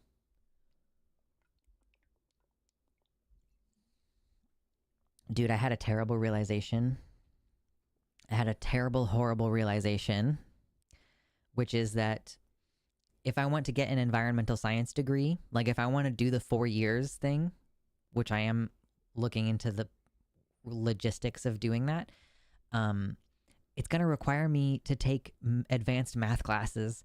I haven't taken a math class since I was a sophomore in high school. I took Algebra 1 in 8th grade, I took Geometry, and then I took Algebra 2, and then I haven't taken a math class since then because I hate math teachers. I've almost never had a good experience with math teachers. I don't know what happens to people to make them become math teachers, or if it's something about becoming a math teacher that makes them like that. I don't know. Dr. Mike on vaccines and healthcare stuff. Sure, okay. Mama Dr. Jones, okay. So we do have a couple like medical professionals who are debunking things, which I would not necessarily say is like overtly leftist politically, but at least is like, yeah, politically neutral science factual shit. My Calc 2 teacher was such a dick. Yeah, what is wrong with math teachers? Why are you like that? Abigail Thorne. Yeah, Abby has a like philosophy degree. So like her communicating philosophy is good. I guess I was thinking more along the lines of like STEM, like scientists bringing that level of expertise.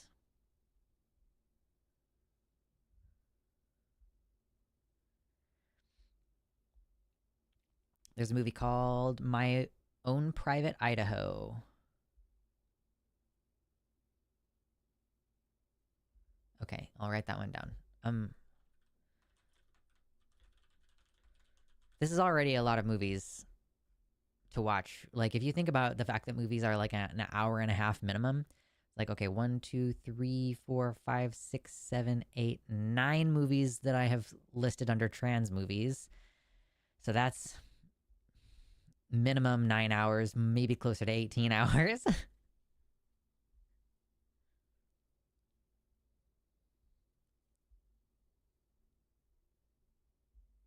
Rebecca Watson. Yeah, I love Rebecca Watson. Yeah, totally. And she's kind of falling into that like science communicator. I can't remember what her original degree is in, but she's been a science communicator for as long as I've known her, which is like 15 years. God, that's crazy. I've known Rebecca for forever. I've been smushed into the back of a car with Rebecca Watson. That was fun. Dr. Anna Uden is great. She does psychology and describes herself as independent, but ideologically she often has a lefty slant.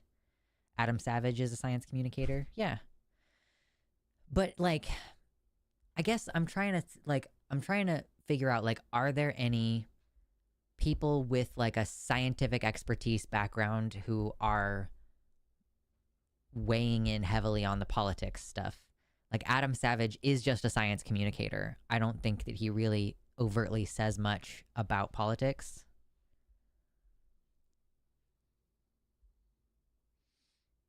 But Rebecca Watson is kind of exactly the kind of person I'm thinking of, like someone with a background in science and who is like a science communicator and also political.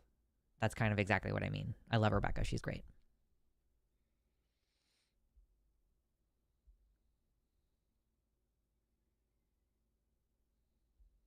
I understand math. I just don't know what this squiggle means.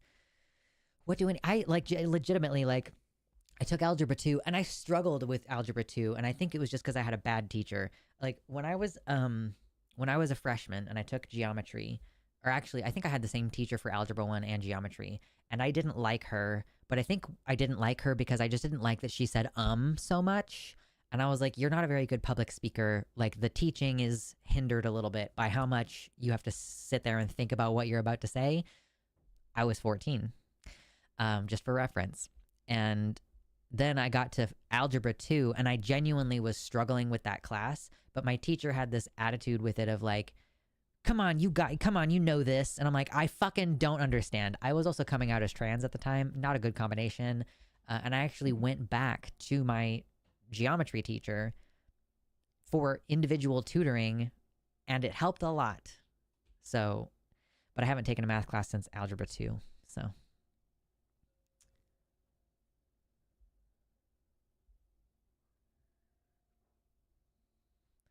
I think one of the functions of science communication is to at least have some appearance of nonpartisanship. Yeah, I could see that. Taylor Lorenz, yeah, Taylor Lorenz is pretty good.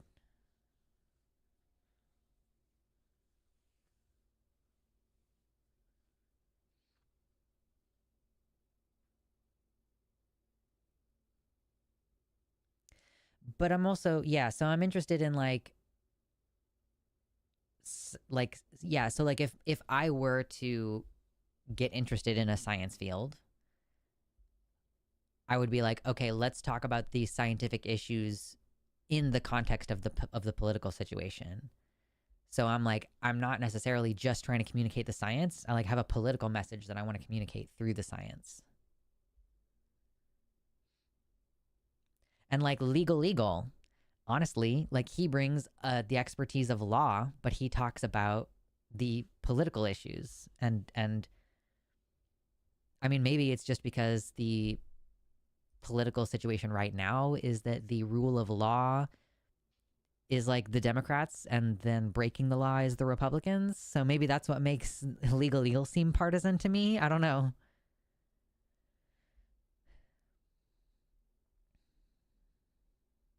Gary's Economics is actually an economist. Cool.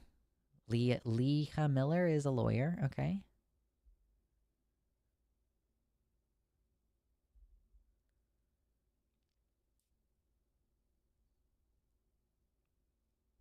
Math teachers also tend to seem like they skip the meeting about people with autism.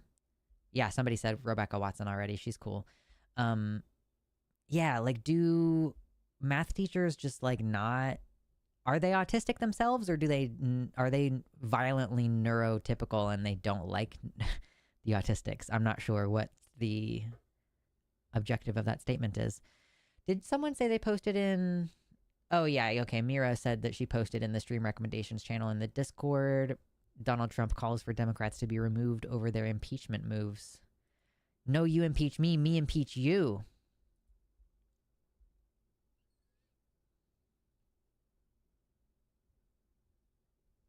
Legal doesn't shy away from politics. He's cool that way. Yeah.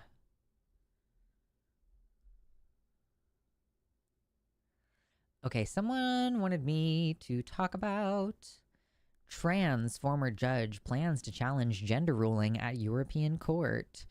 So this is Victoria McLeod. This is a picture from 2010 when she was sworn in as a Queen's Bench Master. And last year she stood down from High Court work. She is the UK's only ever judge to publicly say they are transgender, and she is planning to take the government to the European Court of Human Rights over the Supreme Court's groundbreaking ruling on biological sex. Dr. Victoria McLeod, who stepped down from court last year, said the judgment and Equality Watchdog's new guidance violated her human rights, and she felt contained and segregated by that ruling. She said the court had failed to consider human rights arguments that would have been put by trans people, and the judgment had left her with the legal nonsense of being two sexes at once. 2 weeks ago, judges at the Supreme Court unanimously ruled that a woman is defined by biological sex under equalities law.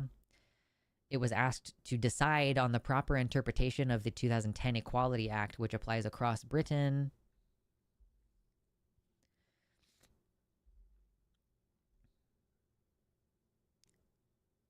So the unanimous decision of this court is that the terms woman and sex in the Equality Act refer to a biologic woman and biological sex. But we counsel against reading this judgment as a triumph of one or more groups in our society at the expense of another. It is not. That's literally what the fuck it is. What a fucking moron. You have Brianna Wu up top? Okay, whatever. I normally don't even have anything up there. Yeah, so Dr. McLeod is one of at least two trans people who had wanted to present arguments to the Supreme Court about how the outcomes would affect them. But the courts just didn't bother to listen to any trans people. Like, dude, this is a judge. She's been a judge for fucking almost 15 years. She, in 2010, joined as a judge, and she stepped down only just last year. So for 14 years, she was working in the court. And they were like, Lamau, we don't want to listen to anything you have to say.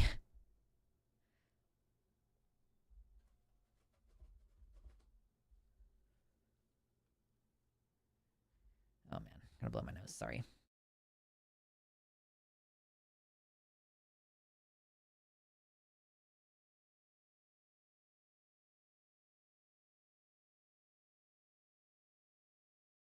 There's this cool thing about living in the Pacific Northwest where you kind of have to keep your windows open for at least part of the day. So if you have allergies, you can get fucked. Yay. Anyway, uh the courts in the UK have the discretion to consider arguments from outside interveners, but the judges often reject such interventions if they conclude they are going to hear all the relevant arguments from others who presumably are already included in the case. The Supreme Court considered arguments on trans issues from the human rights campaign group Amnesty International, but not from exclusively trans activists. That seems like violently stupid, but you know, whatever. Anyway, it's good that she's going to be challenging them in a in a more serious court, you know, taking them to the Human Rights Court, the European Court of Human Rights. She's seeking a declaration that the actions of the UK government and Supreme Court judgment violate her fundamental human rights.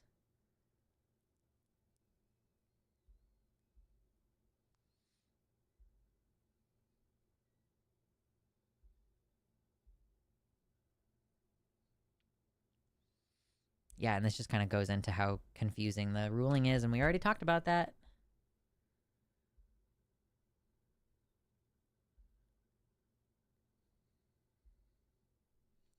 Kyle Hill. Okay, yeah, Kyle Hill I think is pretty cool.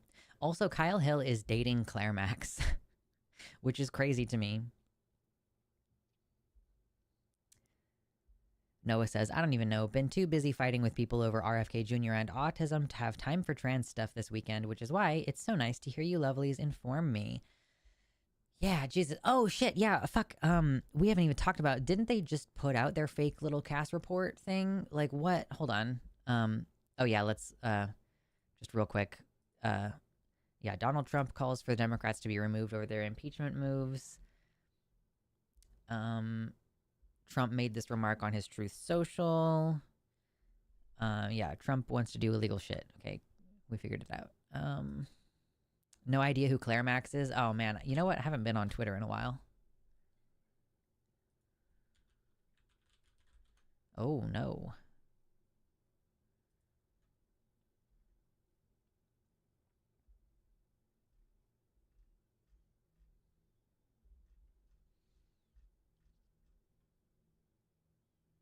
Do we have any flexing pictures? Come on, Claire.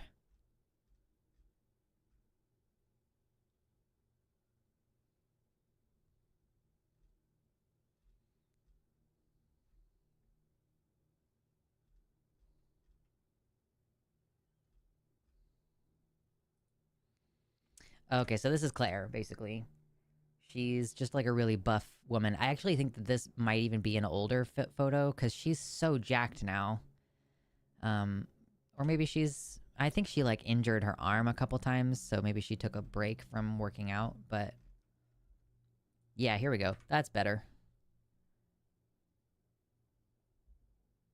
That's what she looks like. So anyway, I had no idea. I followed Claire Max for forever on Twitter, and I follow Kyle Hill on YouTube, or at least I used to. And Claire usually posts about her girlfriend, Chompy, and I just happened to see, they like, one of them referenced being in a relationship, and I was like, oh my god, I can't believe like Kyle Hill. I think that they're like a thruple, whatever that's called.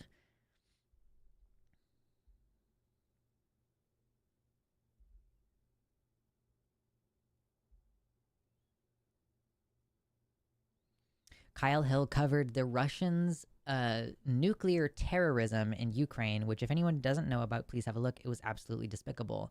The last thing I watched from Kyle Hill, I think I revisited the oh my god, what is it called?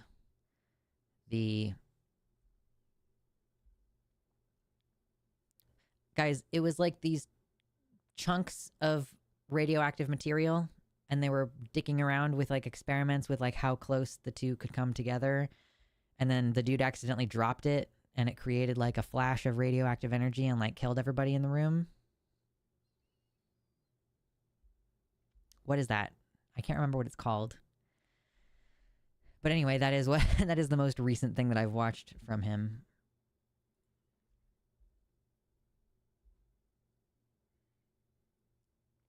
Hank Green. Yeah.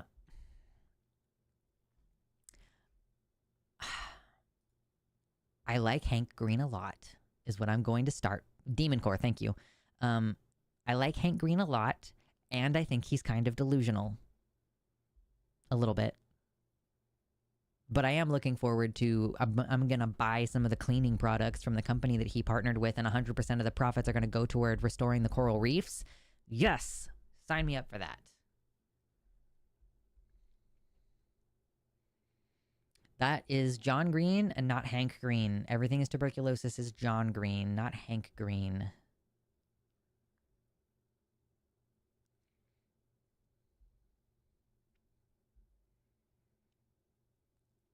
I had abs like that once, but I was 120 pounds at 5'11". So I did a little... Man, it sucks that I don't get as much interaction on Blue Sky as I'm hoping for. But I posted about... I was like, I'm so scared of buff women. I would hate to see pictures of them in the replies to this post. And the goal was like, okay, I want to see some buff women. And it's partially because I'm trying to like get a vision of what my goals are. Because I'm trying to be very goal-oriented right now.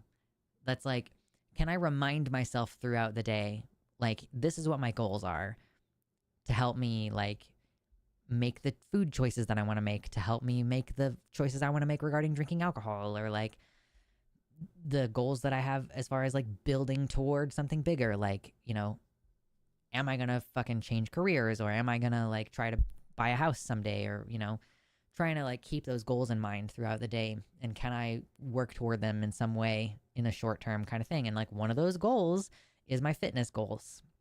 So I kind of do want to like gather some data of like what are some different body types that I could aspire toward. Yeah, anyway. There was a radioactive sphere and a screwdriver. Yeah. It was called the Demon Core. Demon Core.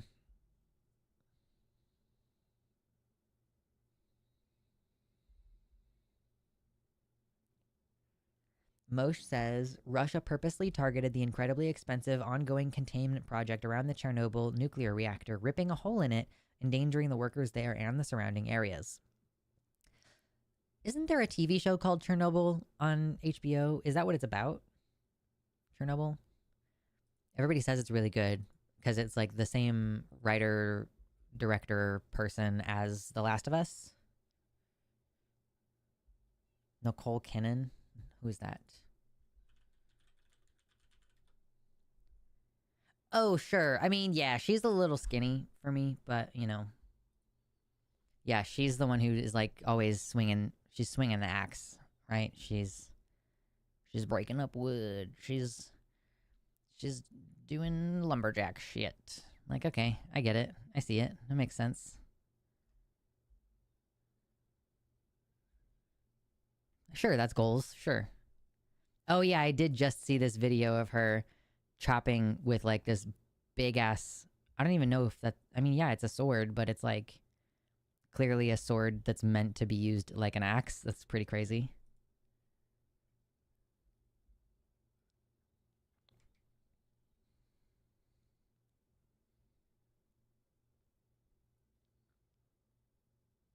Chernobyl, the show, is about the original disaster, and it's so good but so scary.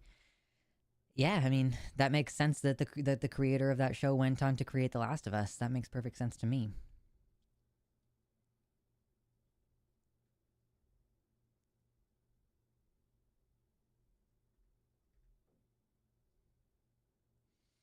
Ooh, we're getting to that 2-hour mark where I start to get sleepy. I probably need to take my little like midstream break and rest my voice a little bit, and then kind of come back and be like, what are we going to talk about next? Because I don't have like a solid plan for today. If I have like a, oh yeah, I'm planning to talk about these 6 news topics, then that makes things a little bit simpler because I know that that's going to take at least an hour. But I don't have like a list of news items to talk about today. Have I retweeted shit this week that I just forgot about? Oh yeah, here's something about the Alien Enemies Act. later, Skeptoideus. Yeah. It's nighttime for you Europeans.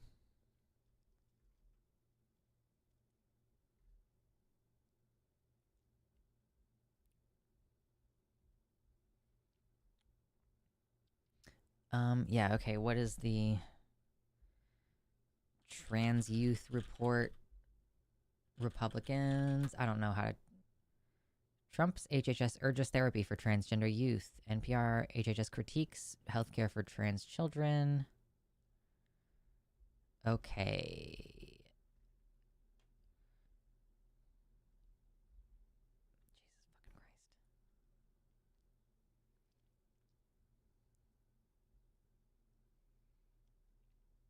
Christ. Okay.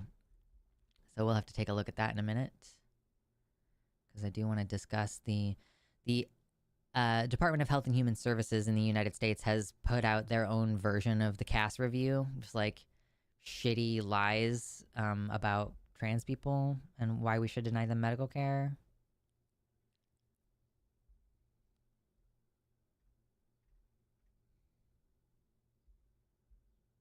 What about Emma Vigland? What? Oh, are you naming a hot woman?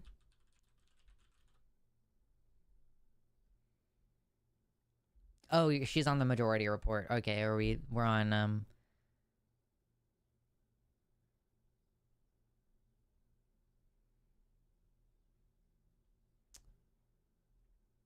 people who bring expertise to the whatever is what we're on right now.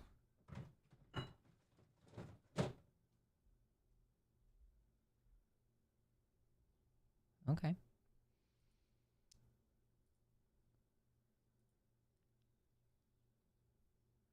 Apparently Hungary wants to ban pride marches. Cool. That's always great. We love it when that happens. Cool.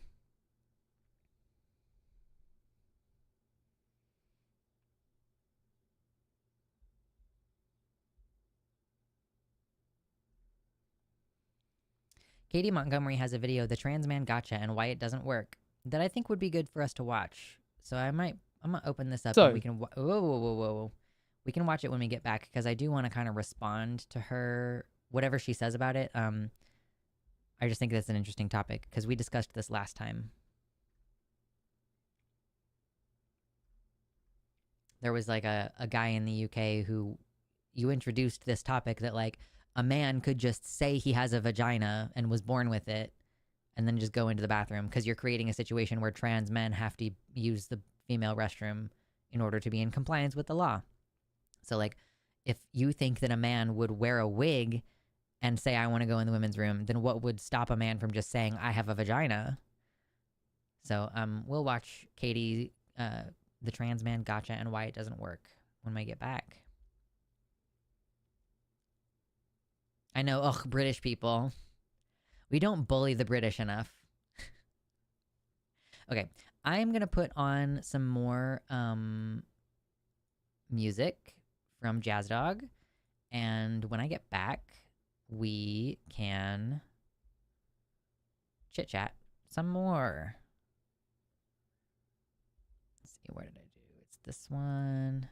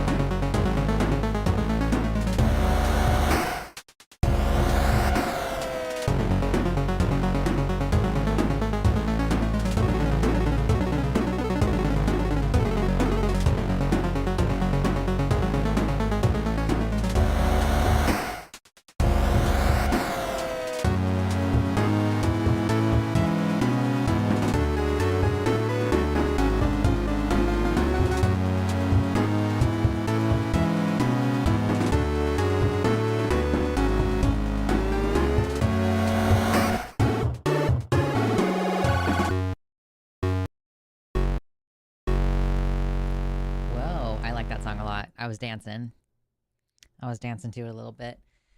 Oh, goodness gracious. Okay. I'm back. Thank you all for hanging out, for chilling, for listening to the music. I hate public restrooms in general. True. I basically try my hardest not to use public restrooms. And like, frankly, that does reduce your COVID exposure because people do shit out COVID. That's why we can test it in the wastewater supply. Yeah, so if people are farting, like if it smells like shit, congrats, there's COVID in the air. Like, ugh, yikes. Yeah, that song is called Tiny Purple Stars. It's by Jazz Dog, and you should buy his music on Bandcamp. It's good shit. 35 people in here. Thank you for chilling. We have double as many likes, which is always good. We like to see it. Let's respond to Katie's video. So, I am a transmasculine person. There have obviously been times in the past where like sometimes it kind of depends on the fucking what I'm wearing, TBH. Like am I gonna be looking like a guy to people, or are people gonna assume that I'm a female? Like what is the deal here? And I do think like, yeah, it is worthy of pointing out that if you're creating these rules about like, oh my God, men are gonna go in the bathroom, then like, well, it's worthy to point out that trans men are going to be legally required to use that bathroom, and to discuss the fact that like that is a place where trans men experience violence, is in female restrooms, like the ones that they're quote unquote supposed to be in. So yeah, let's respond to Katie. So, the trans men gotcha. You will see quite often this situation. They say they're going to ban trans women from women's spaces, and then someone says, aha. It's a little silly for you to reference your own tweet. Like, look at this really good point that I made. I've done it before, though. I can't bitch too much. But that would mean they have to force trans men into the women's spaces because you think they are women. So that means you will have men in the women's spaces, which is exactly the thing you said you didn't want. Get wrecked. And, yeah, if the people you're talking to about any kind of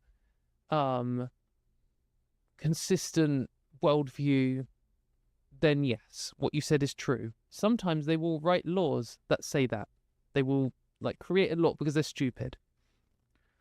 But fair. What you will actually find is they say, well, we also want to ban trans men from women's spaces too.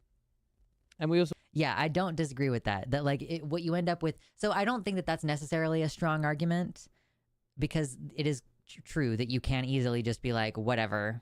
That I mean, like we just want to ban all trans people from women's spaces.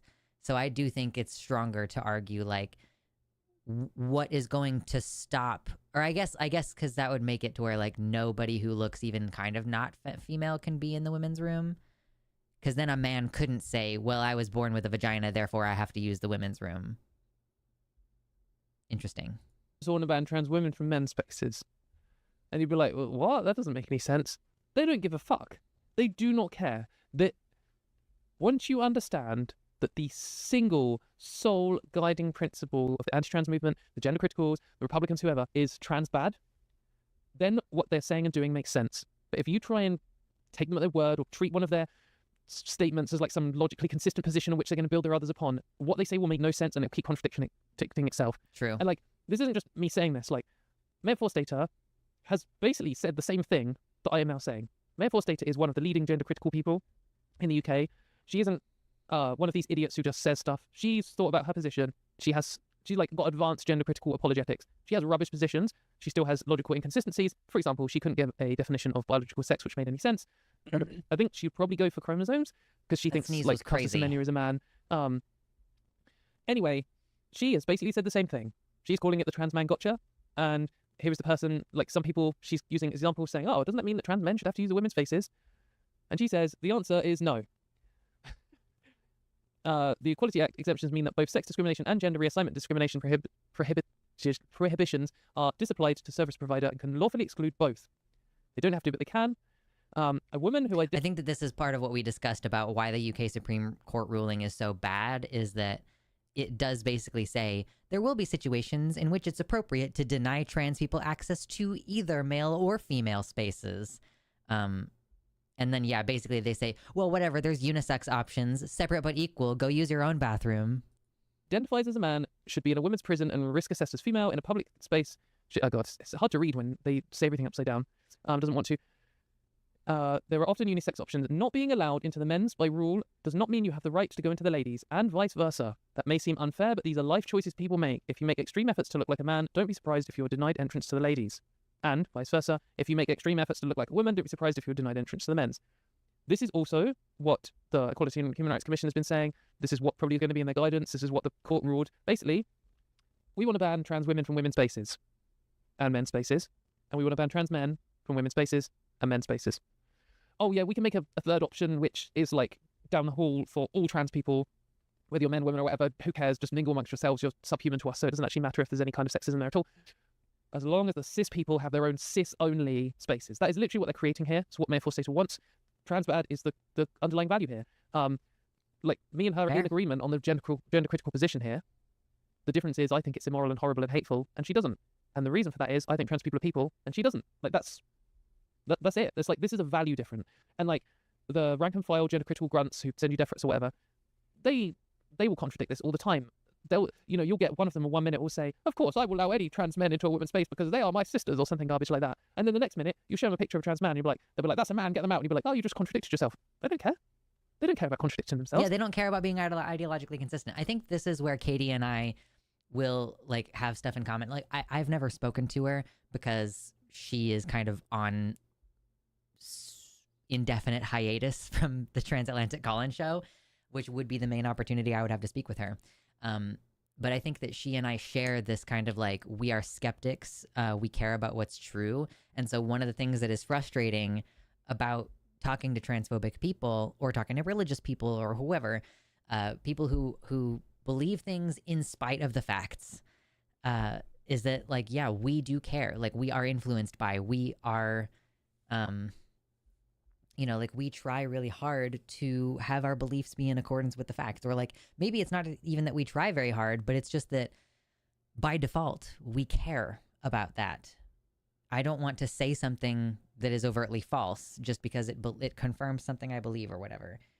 It's comforting to do that, and I'm not going to say that I'm like immune from ever having a bias where I overlook something because I have a belief already at the beginning, and I'm like on some level seeking affirmation to that belief. Sure, like I'm subject to that as much as anybody.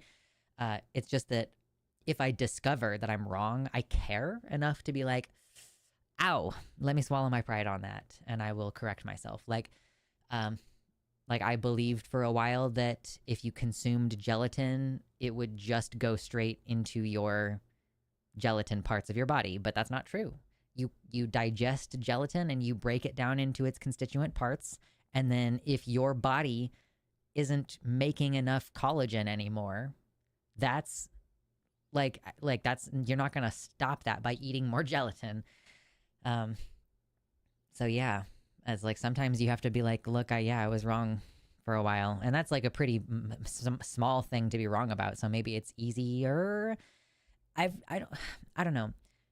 I was about to say I've never been wrong about something profound, and I guess I haven't ever been wrong about something seriously profound. Like, I'm not one of those people who's like, I'm recovering from the alt-right pipeline. I have always been pretty liberal, and like, yeah, I have in the past, when I was a teenager, like made jokes about racial stereotypes in a way that is like not cute in retrospect, but like, so maybe it's just that it's much harder to admit that you're wrong about things that are really intense or that you're heavily invested in, because I'm also not usually like heavily invested in my wrong beliefs. I'm heavily invested in my beliefs that have evidence for them. Like, I'm invested in the belief that religion is bad. And I discover that sometimes when I'm having a conversation about religion. Oh my God, I just want to say this as an aside. On Takis this week, we had someone call in who was like, I think she was trans, And she was saying she grew up in an atheist family, but she's had some experiences that have led her to now have religious beliefs. And she was like, is there a place for me in the trans movement as a person of faith? And I'm like offended by that. I'm an anti-theist and an atheist, and I am marginalized in the trans community. Like we, in order to participate in broader trans topics, I have to be willing to not be honest about my atheism and anti-theism. And it like, people get very sensitive about it. And I also am not just an anti-theist, but I'm also a skeptic. So I also don't think astrology is cute, you know? So I just find myself feeling really alienated from the queer community because of being a religious minority, basically. And it's very offensive to me for a person of faith to position themselves as like marginalized in the community. I'm like, you're full of shit. Frankly, it feels like you're full of shit. But I don't know. We're both coming from our own subjective experiences. So my subjective experience is that the trans community is hostile to anti-theists. And her experience was she grew up in a family of atheists. So when she started to come out, her mom told her that it was silly or whatever. Like her family was not, whatever. They were not supportive of her having religious beliefs. So she feels the need to keep them secret or whatever. Like, I don't know.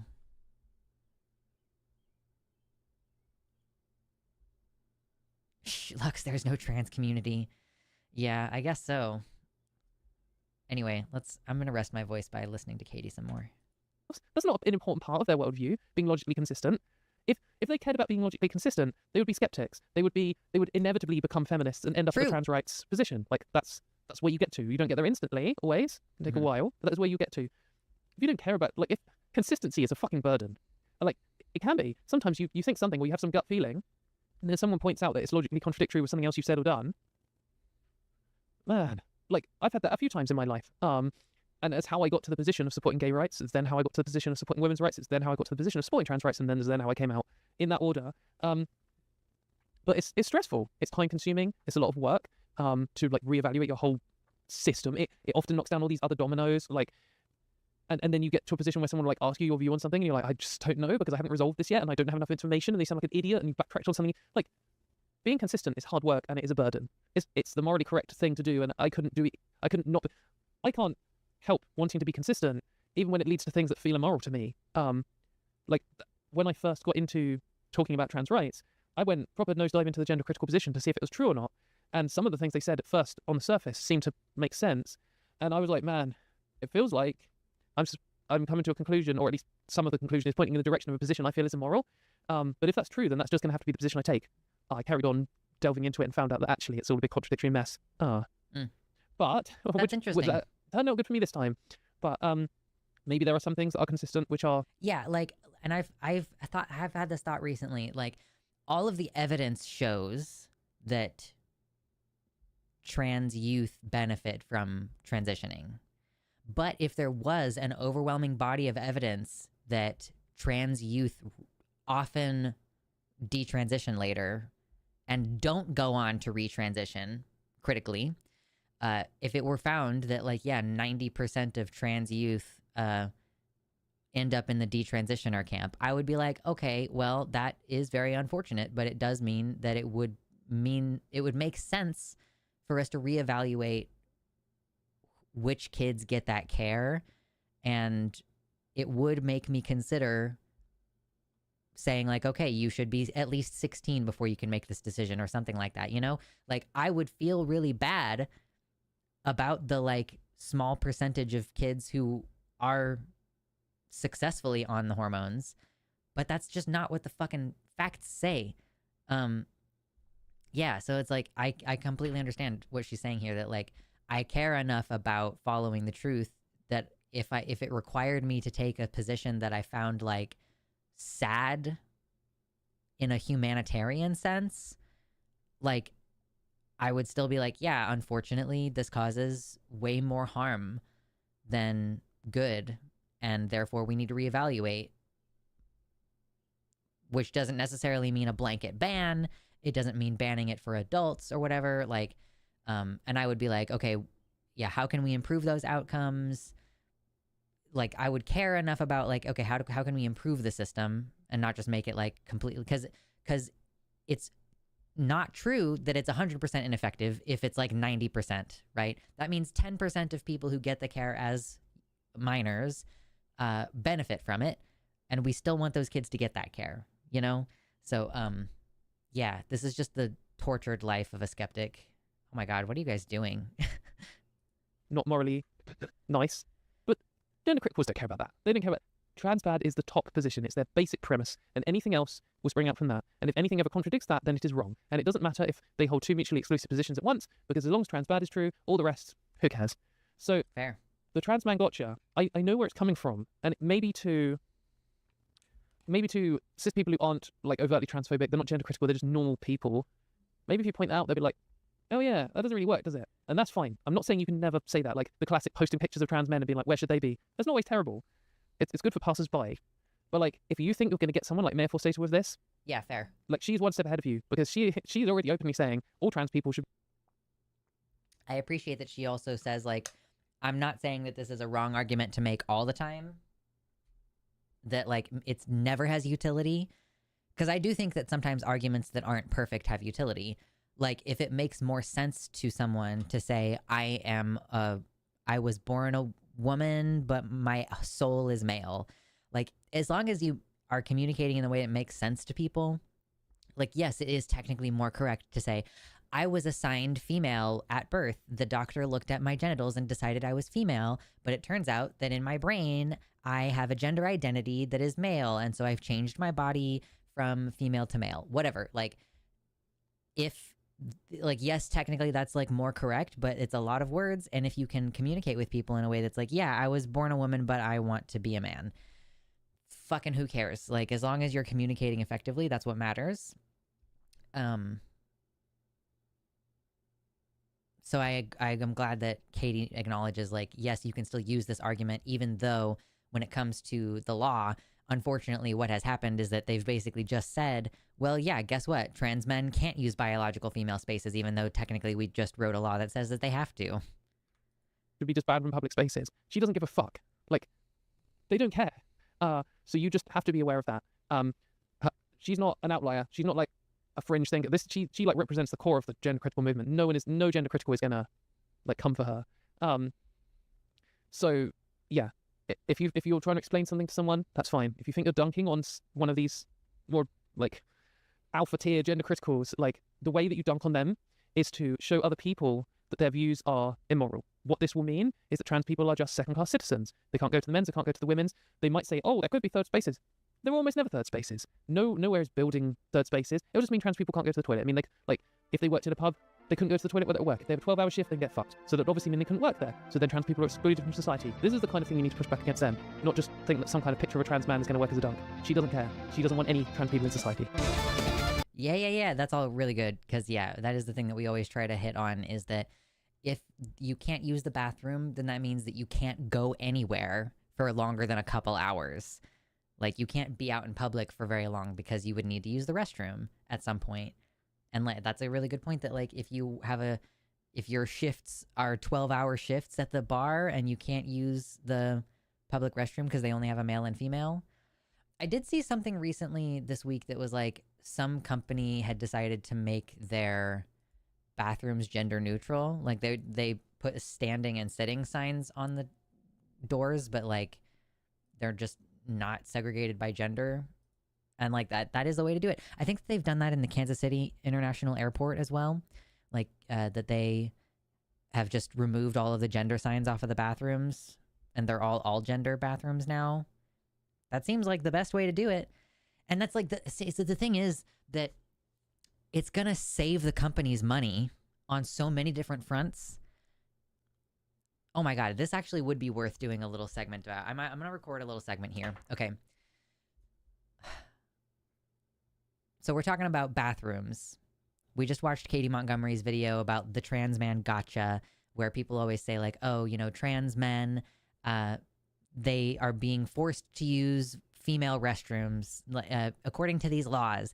If you're trying to say that trans women have to use the men's room, then that means that trans men have to use the women's room, and how that falls apart, because really what these transphobes want is they want the trans people to not be in public, So there is, in that whole UK Supreme Court thing, there is a part of it that's basically says, yeah, sometimes it will be appropriate to ban trans people from both spaces. So you don't actually have this gotcha of trans men in women's spaces, because places can make rules that say basically trans people can't use either space. They have to use third spaces. So that got me thinking about third spaces and the fact that, they don't really exist in many. I've worked in places where there is like a handicap bathroom, and that's technically gender neutral, and there's only one person who can be in there at a time. There's only one toilet, and how like inefficient that is and everything. And obviously, if you can't use the restroom anywhere, like if you cannot find a unisex bathroom and you're not allowed to use men's or women's restrooms, then you basically can't leave your house for any longer than a couple hours, which means you can't do a full day of school. It means you can't do a full shift at work if you can't functionally use the bathroom. Yeah, you get UTIs from holding your pee. Trans people get UTIs and bladder infections at a higher rate than the general population because we hold our pee, because we don't want to get harassed or assaulted in the bathroom. And there are now laws being passed that restrict our legal access to these spaces and everything. What some places are doing as a response to this bathroom thing is they're just making their bathrooms gender neutral. They have, the typical setup where there's a men's room and a women's room, and they're just taking the signs off and putting signs up that say all gender bathrooms. And I think that that's brilliant. And here's something that just occurred to me, and this is the reason why I decided to make a short little video about this, is that it's less expensive to do that. Because there's a presumption, I think, that, if we want to cater to trans people, if we want to make them a separate but equal space, a little one room where they can, one person can go at a time. God forbid there's more than one trans person who needs to go to the bathroom at a time. That's why it's inconvenient in school, for example, to only have one gender neutral bathroom. Like, okay, I only have a 10-minute or 5-minute passing period and like a 10-minute mid-morning break. How am I going to go to the bathroom if there's a line? But it would cost money to build separate bathrooms. And so if businesses don't want to spend the extra money to make separate spaces, and they would also save money and avoid lawsuits and bad publicity by posting all gender restroom signs. Because think of it, okay, like now, not only do you not have to build a separate restroom, and like you don't have to deal with any of that, but also if it says all gender restrooms, like there's a literal business incentive beyond being trans supportive. You don't even have to be trans supportive in order to know that if you violate that law that says like trans women are not allowed in women's restrooms, like if you aren't paying close attention and someone trans just goes to use the bathroom like they've always done, I don't know what the repercussions are in all these different states. Like every different state has a different law. I know that this kind of started out talking about the UK. I'm just kind of generalizing it back out to the US, where we have so many different laws that keep passing restricting bathroom access. And there's different so far there aren't very many with criminal penalties. Sometimes it's like, oh, it's considered trespassing. Like in the state of Florida, it's a criminal penalty because it's considered trespassing. But in some places, like in Kansas, they didn't make any specific punishment for it. They just said you're not allowed to do it. So it's kind of unclear, can you sue a business for breaking that law? Okay, well then, yeah, let me just make the all gender restrooms. That means that there's no liability on the part of the business owner. No liability whatsoever. And the grandiose cost of what, $30 for a couple of all gender bathroom signs, and you pull the other ones off the wall and replace it and nothing else changes. That seems like the best situation for a business owner to me. Like it just occurred to me, yeah, they would save money not building separate spaces, and they would save money from not having these lawsuits. I, of course, don't expect many places to do that because I think that requires a level of foresight that they might not have. Most places don't really think about the trans issue. They don't care. So most places are probably still just going to have male and female restrooms, women's and men's restrooms as usual, and maybe occasionally a handicap room, whatever. But I think in places like the Kansas City International Airport, they did this. And like, hell, what a great way to avoid any form of legal trouble until and unless they start creating laws that say you have to have exclusively male and female restrooms, which I would not be surprised if that happened. So far, hasn't happened. We'll see.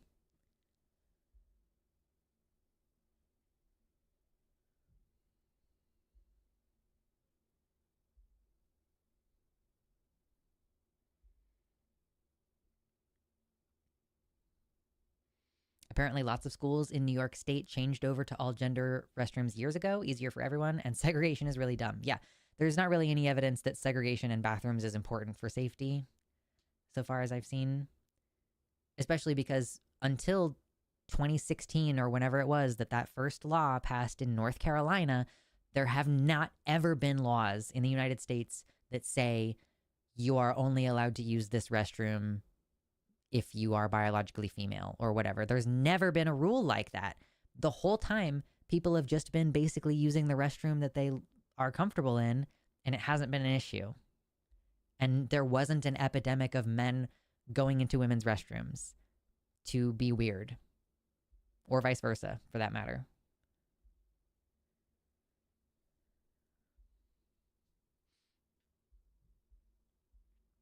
Anyway, I just wanted to share that little thought on the YouTube channel. Now I'm done.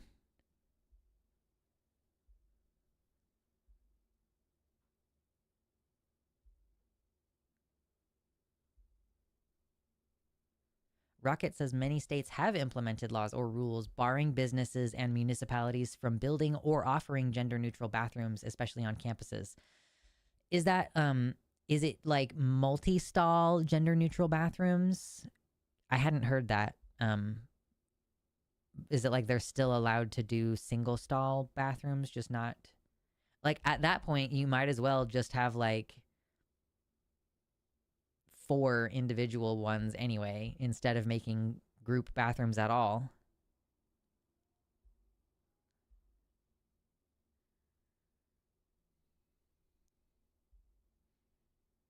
Jedi Master Abby says, "It's okay, everyone. I am here now. Everything is going to be fine. Thank you. We appreciate it."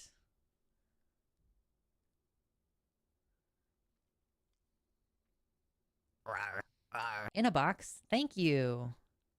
For the $30 dono, they say post-segment dono. Good work on the seggy seg. Thank you. I just wanted to kind of get my thoughts out there. The lawsuit thing was the thing that made me think, oh shit, this needs to be a little video, because I was like, damn, yeah, it would avoid criminal liability. But thank you. That brings us up to $36.64 for today.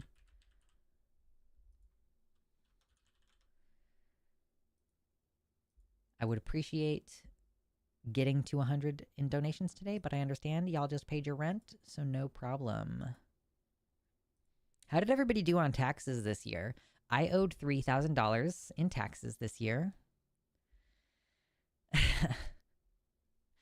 That's part of why I want to get like a regular job in addition to this job, so I can like pay taxes throughout the year, and maybe even pay extra taxes from that job and then not owe at the end of the year.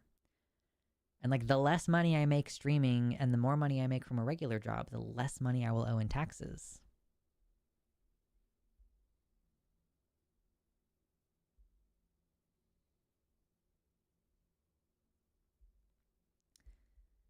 I'm reminded of my 2nd grade class when we learned about race segregation. The kids didn't understand how the people of the time didn't see how obviously horrible that was. I pointed out we do that today with men's and women's restrooms, and folks just think that's the way it is, which is exactly what they thought about race back then. Yeah, totally. Like, well, whatever. There's an obvious difference between those two things. It's not the same. Like, how is it not the same? Unfortunately, no job means no taxes, which means no income. Hey, listen, I understand. I haven't seen a refund since Bush Jr.'s first year. Jesus. I had to file an extension because even though we filed separate, California is weird about taxes when you get married. Isn't it always cheaper if you're married to file jointly? Like, married filing separate it always is a penalty, I thought. It's like, oh, thank you for the $10 super chat. Jedi Master Abby says, "May the 4th be with you all." Thank you. You know, it occurs to me that I don't have any Star Wars memorabilia. I don't have a lightsaber. I was thinking about making a Rebel Alliance flag and putting it up here. I just haven't gotten around to it yet. I don't think I have anything. I have a little hood that kind of looks like a Sith hood. Thank you, Jedi Master Abby. That's very kind of you. Appreciate your generosity. That brings us up to $46.63. Hell yeah. Almost halfway there. Living on a prayer.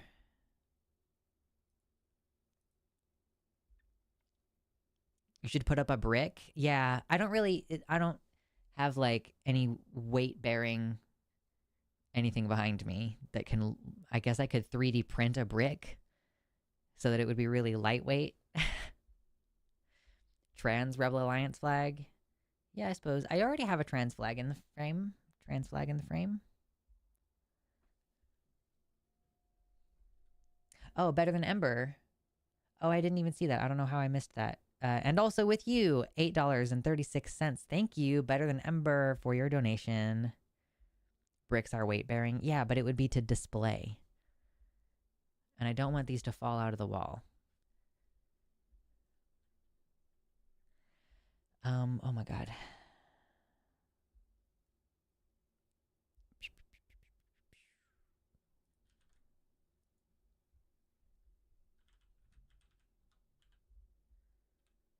Nope. Where's my chat? Come back, chat. I miss you. 36. Okay, it's $54.99 for today.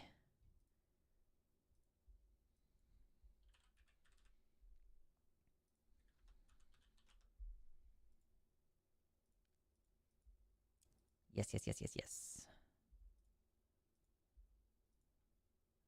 Plastic brick. Yeah, that's what I was saying. I could 3D print one because 3D printed stuff is plastic. Like this dragon egg. It's 3D printed, and therefore it is not heavy. I could probably have even done less infill than I did, but I don't know. I was kind of still experimenting at that time. Dragon egg. Large Lego brick. True. Just punch a hole in the drywall. Maybe you'll get lucky and there's brick behind it somewhere. Yeah. That would be a great call. Just... Yeah, I don't know. Maybe there's bricks in there.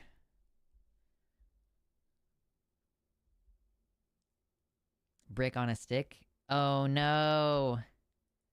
I got a brick for you to print. No. It's the Marva brick. From frickin' Star Wars Andor. That's cute. I don't think that would be as readily identifiable as a Star Wars symbol as like the Rebel Alliance flag. But I do like it. Carla CG, thank you for the $9.99 super chat. I'm just gonna go ahead and round it up. So it's gonna be $65 for today's stream so far. Thank you. When we get to the stream goal, usually what I do is I either flex my muscles or I show my cat, who is sleeping right here in the room next to me. Doesn't everyone have an in case of emergency brick? I'm hoping to invest in a 3D printer this year to make stuff for my friends. Yeah, it's cool having a 3D printer. Mine hasn't been functional in a really long time. I still kind of don't have the space to have my 3D printer working.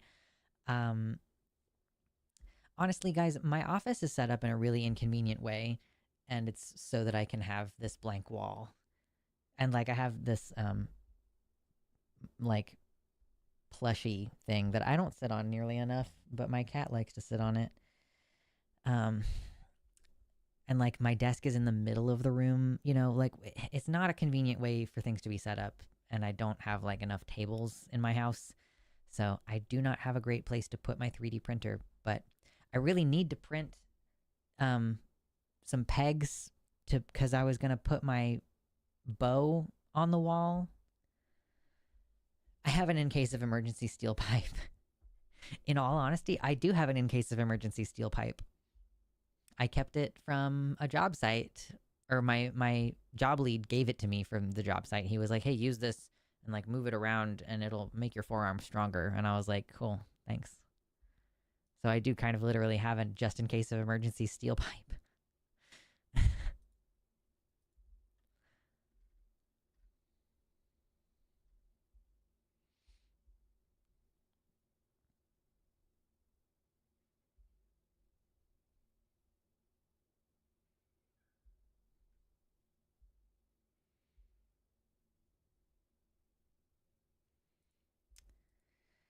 We were going to look at this HHS report, at least initially. I don't know that I have a lot to add about it today, but we could at least talk about it. You could build a cat wall so the void can climb. Yeah, I rent, though. Cat walls require you to use screws. And, like, in most rentals, you're not allowed to use screws in the walls. So I'm doing my best to just use, like, finishing nails to hang stuff, like, or like, push pins and stuff to make sure that it's minimally invasive on the walls. Like, these aren't even being held up by screws. They're being held up by, like, picture hanging nails, basically. Because I'm trying to be compliant. I'm trying to do what I'm supposed to do. I do like the idea of a cat wall. My cat is Big Fat Boy, and he needs to be more active. Sometimes he struggles to jump on the bed, and I feel bad for him. But then I'm like, well, that means that you need to jump on the bed more, doesn't it? You need to get your little exercise. Which is why we're thinking about getting another cat. Because if we get another cat, I'm hoping he'll have a little person to hang out with. That's the goal, anyway. Is that the like a kitten might chase him around a little bit and get him active and playful in a way that he usually isn't. Yeah, just put carpet on the wall. True.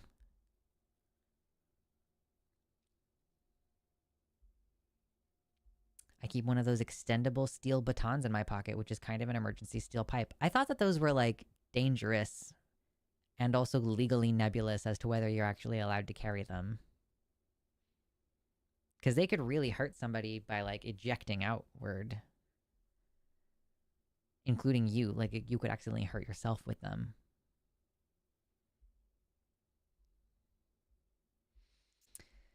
Okay, so here's NPR.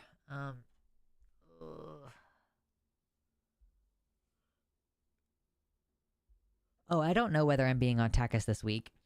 We might have a guest on Takis, which means that I don't know who's going to be on. It just occurred to me to be like, oh yeah, what is going on this week? I have my meeting with the environmental scientists to pursue or discuss the pursuit of like career in that field. That's very exciting. My stream is scheduled for Wednesday. I guess I'm going to try to do a trans movie review this week. We'll see if that comes out this week.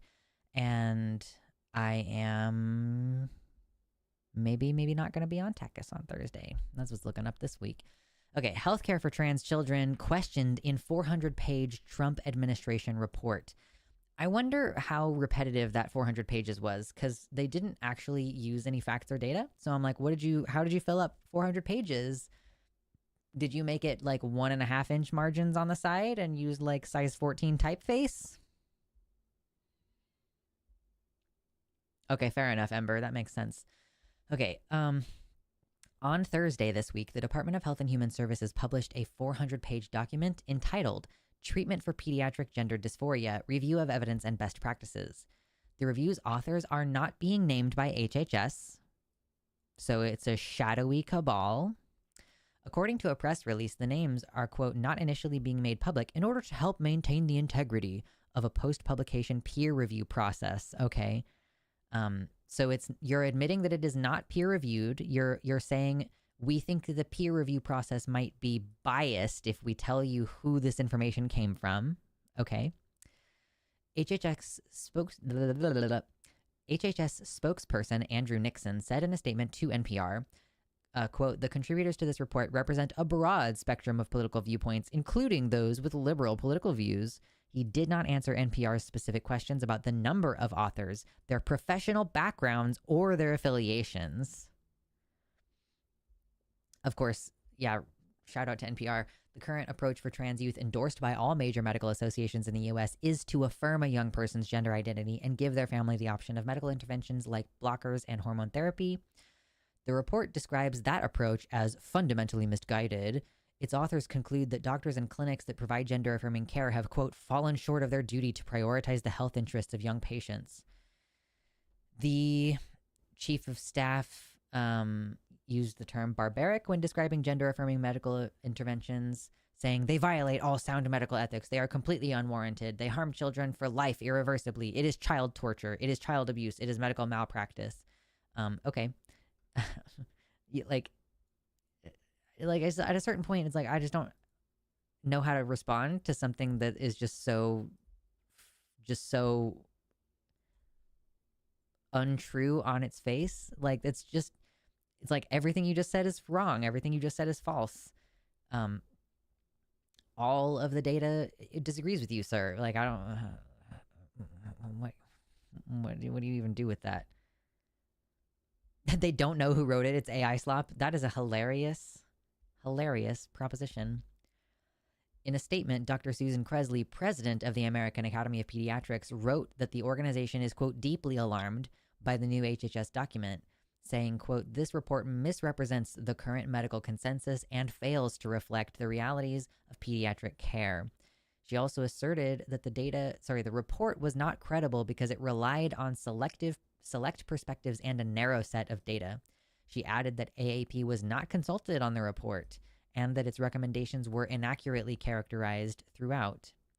For example, the official AAP recommendation says, in part, that trans youth should have access to comprehensive gender-affirming and developmentally appropriate healthcare that is provided in a safe and inclusive clinical space.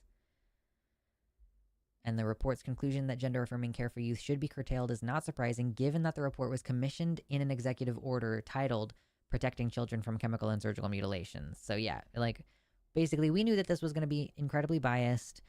It's very much like the Cass report. It's propaganda. People can point at it and say, oh, well, this is official. Like, okay, well, but it doesn't follow the science. It wasn't established by a scientific organization. Like the Health and Human Services Department is not a scientific organization. It's a political organization. It's a wing of the executive branch of the government.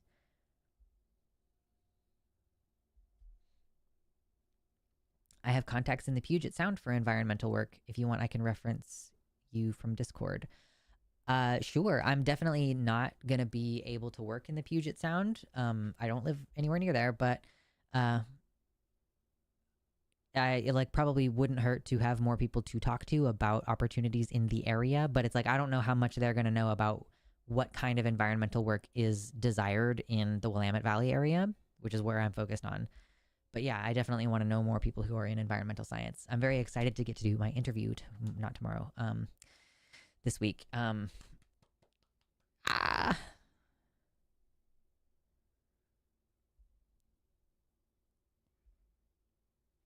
Kyle CH, hello, welcome to the website, says peer review is supposed to be anonymous if they're talking about publishing with an academic journal, which if I remember correctly, they are saying should be more accepting of, quote, opposing, by that they mean unscientific views. Yeah, but it's like I don't know how the peer review process works, but honestly, I don't think they do either. So like they're saying we want to keep the publishers anonymous because of peer review, but they're also going to start basing policy off of this before it's been peer reviewed. So it's like they don't actually care about peer review. They just want an excuse to not reveal that they lied or that they selectively used certain data or that they declined to that it's fucking ChatGPT slop. Like, I don't know. It could be just ChatGPT slop. You can make it say a lot of stuff.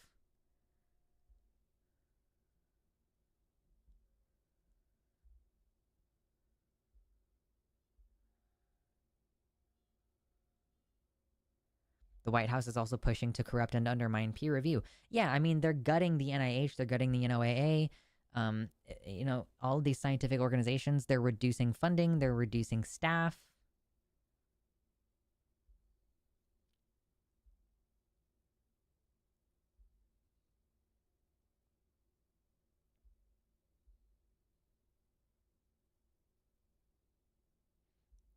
Oh yeah, you're supposed to peer review before you've published anyway, and this is a published report. Yeah. Out of order.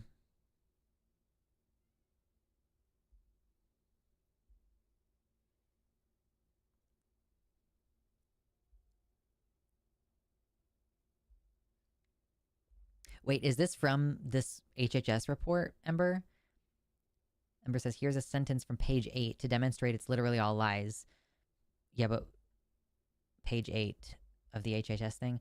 No independent association between gender dysphoria and suicidality has been found, and there is no evidence that pediatric medical transition reduces the incidence of suicide, which remains fortunately very low. Okay, so you're saying on page 8 it says that there is no association between gender dysphoria and suicidality, when we in fact know from the studies that there is an association between positive mental health outcomes, including a reduction of ideation associated with having access to gender transition.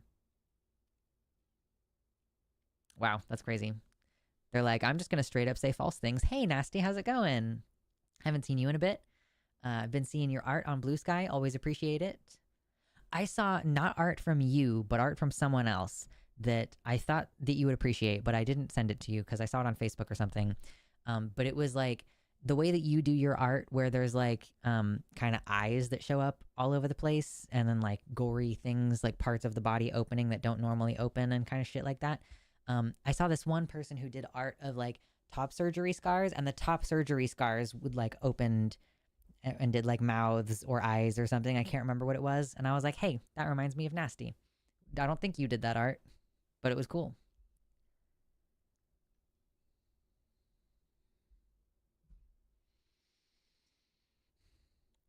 Peer review starts with submission to a journal where an editor decides if the paper would be appropriate for the journal. If so, the editor asks scientists, presumably ones that have published with them previously or who have checked a box with them, to volunteer their time to review the paper and give feedback on why or why not the paper should be published, including suggesting edits to the manuscript or additional analyses the authors should do before publication.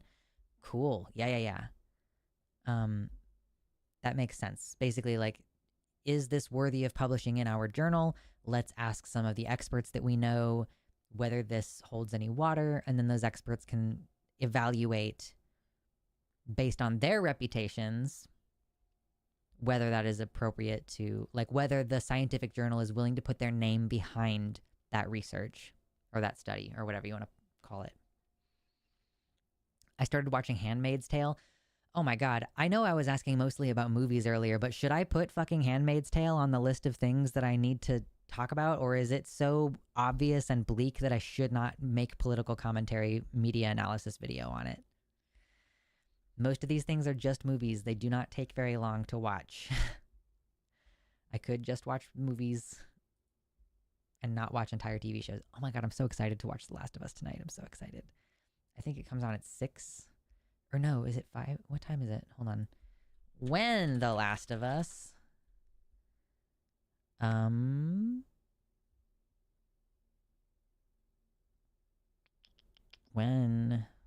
new episodes? 9 p.m. Eastern, so it's going to be 6 p.m. for me. Okay, so at 6 p.m., oh baby, I'm gonna watch my favorite show. In the USA, I would not recommend watching Handmaid's Tale at the moment. Fair. No, it's 9 p.m. Eastern, that makes sense. It's also when they were airing Game of Thrones and House of the Dragon.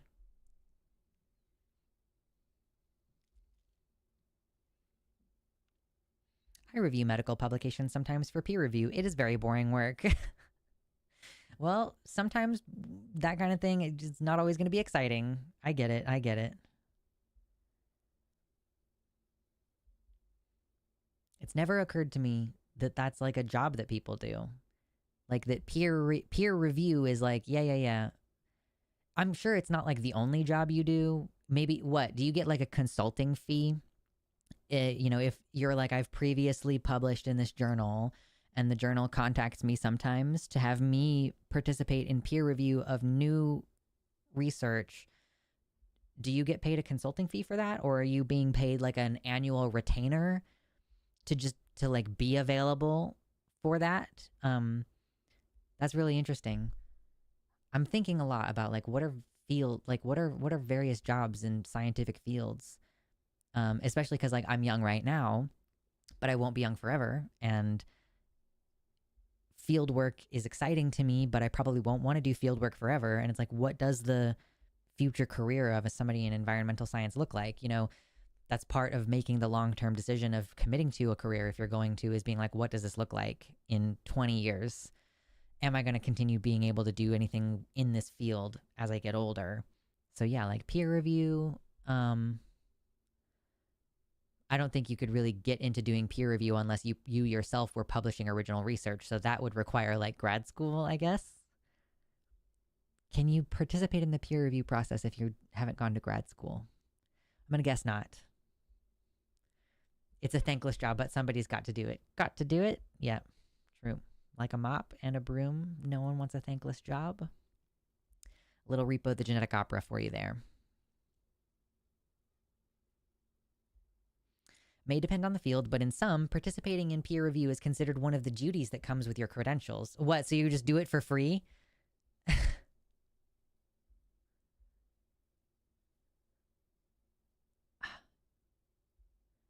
I usually just do independent contractor writing work mostly. Well, sure. I'm not asking, like, is it your primary job? Because I'm assuming, like, the way that I would assume that it works is that yes, of course, Noah. My assumption of how it works is like, okay, if you are being contacted by a journal that you have published with before, and they're asking you to peer review something that they're considering publishing, my assumption is that they would pay you a consulting fee to review that, or that they would pay you an annual retainer, a modest retainer, not like a ton of money because they're not expecting to use you every single week, but like a flat fee for just like to be available for them to do that. And then my assumption is that most scientists are doing their own work. They're doing something else primarily, but if they consult occasionally, that would be like a supplement to their income.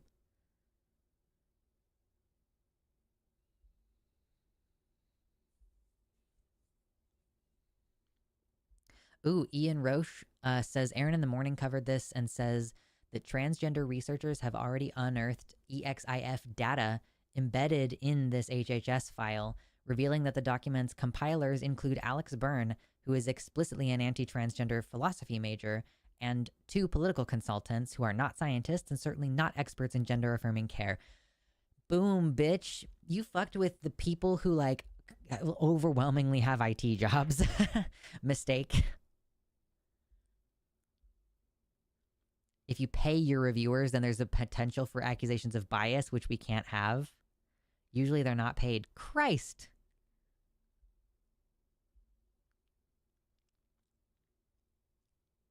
Man, that's wild.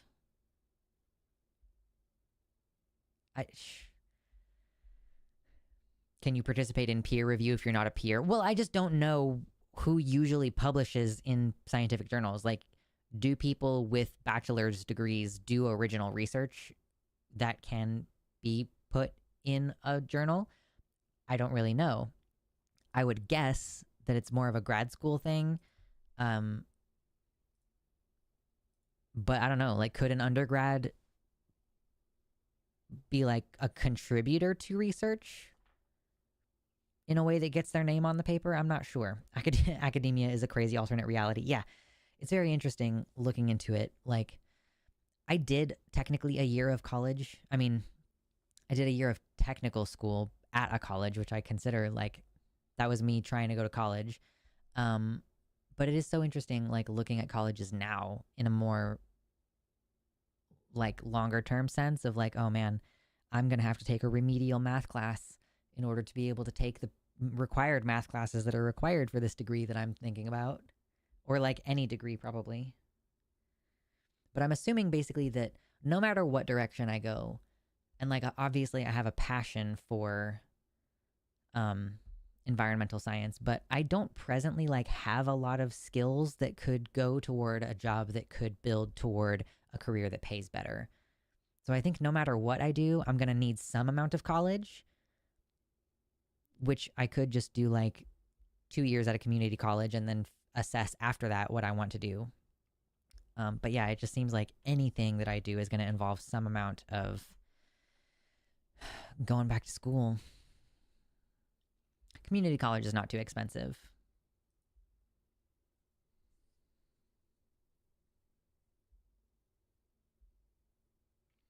In exchange, if you're in a position to be performing peer review, you probably are paid decently well already in your main job. Okay, fair. Yeah.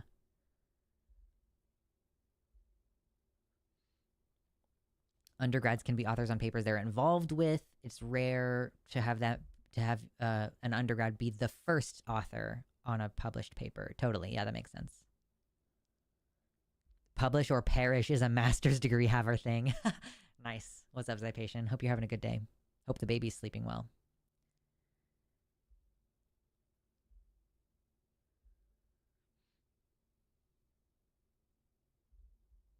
A lot of editors and peer reviewers are potentially retired and picking up a few bucks here and there. Yeah, maybe. Ian Roche, I love that use. So Ian in the YouTube chat is the one who said like trans researchers or like trans IT workers dug into the file from HHS and figured out who some of the contributors were because of data on the report itself. And then Ian said, "Transvestigated bitches." Like, okay, that's a hilarious use of transvestigated. I love it. It's very funny to me. We have 85 likes on the video today. Thank you, by the way. Y'all have been on it today with the contributing to the show thing. Thank you for everybody who's donated. I would like to get to the goal today of $100. That's what this is. We're very close. We're creeping our way to $100. If we don't, that's fine. I understand. Y'all just paid your rent. Happy May, by the way. I didn't end up doing anything to celebrate Beltane, and I kind of feel bad. I still could. That's the great thing about pagan holidays is that it's a little loosey-goosey and you can kind of do whatever the fuck you want. But yeah, I just haven't been really in a celebratory mood. I just been feeling like kind of depressed lately, which I guess is like better than feeling like as angry and sad as I was before. Like now I'm just kind of depressed instead of angry and sad, but it's still not like a great place to be. So we're still working on a lot of self-care things, trying to make sure I feel okay on a day-to-day basis. Transvestigation, that's so funny. Where is this?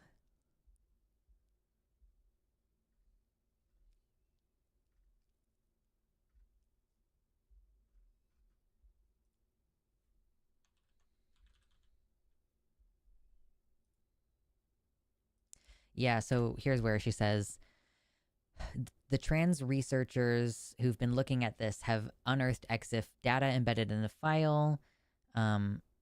Okay, yeah, she doesn't go into any further details, just says Alex Byrne, who's an anti-trans philosophy major, and 2 political consultants, and all 3 of these people are not scientists or experts.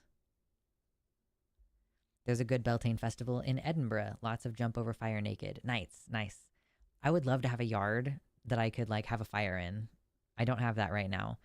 And of course, there's lots of strict rules in Oregon and Washington and California about when you can have fires because of the incidence of wildfires. And actually, there was just they think it was arson near Mount Hood, I think, or Mount.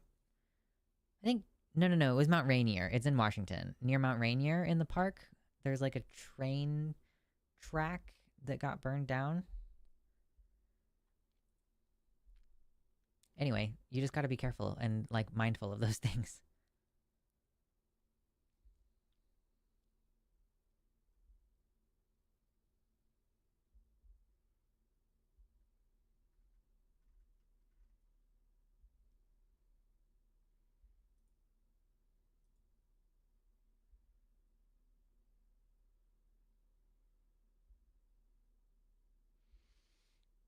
Oh gosh, we have about an hour left.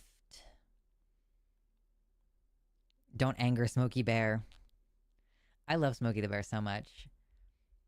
I think we talked about like the different license plates in Oregon, and Smokey the Bear is one of them. And he just looks so. It's like an extra $40 or something crazy like that. But the art style just makes him look like he's gonna kill you, and I love that. I think it's hilarious. It's so vaguely threatening.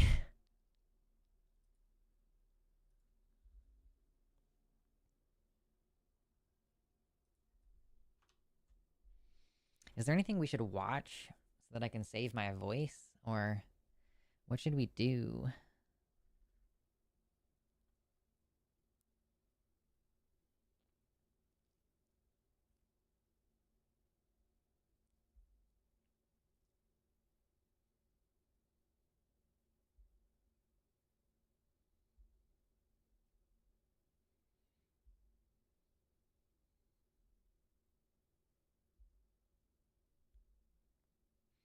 Trying to see what all there is to talk about. Is there anything we should get into?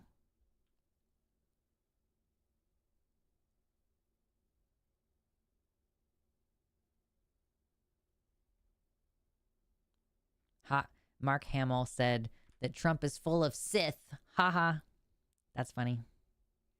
Thank you, Mark. Appreciate you.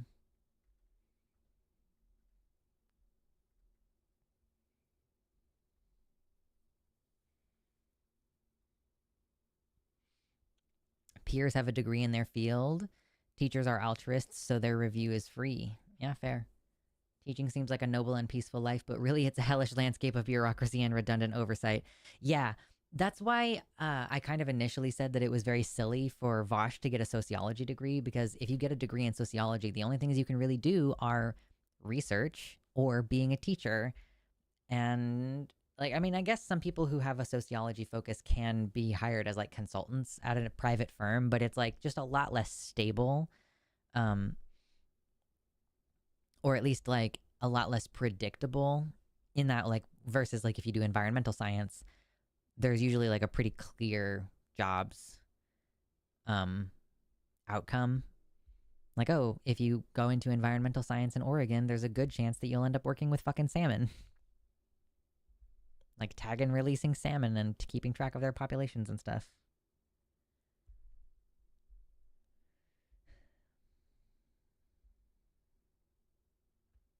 When I was in Vermont, I really wanted the red-tailed hawk plate, but yeah, extra cost. Good reason for that extra, of course. Yeah, like I think the idea is that they charge you extra, and the money that you pay extra, or at least a portion of it, goes toward a nonprofit that is in that field. So like if you get the Smokey the Bear one, then that money goes toward fighting wildfires, and like potentially that's like one of the ways that they fund environmental work outside of taxes or federal grants.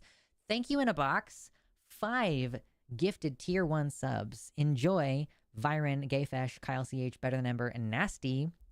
Mayo side, Mayo side, Mayo side. Thank you. That is $25 if I'm remembering correctly, which is going to bring us up to $90. Yeah. It's going to bring us to $90 for today. Hell yeah, only $10 away from the goal. Thank you in a box. I appreciate everybody's generous donations. It's so nice. It makes me feel appreciated. I feel appreciated anyway, but it definitely doesn't hurt. Presumably in the process of getting his degree, V learned a thing or two about statistical analysis, which could be useful in myriad fields. Fair. Yes. Check out Aaron's Blue Sky thread on the report. Oh, okay.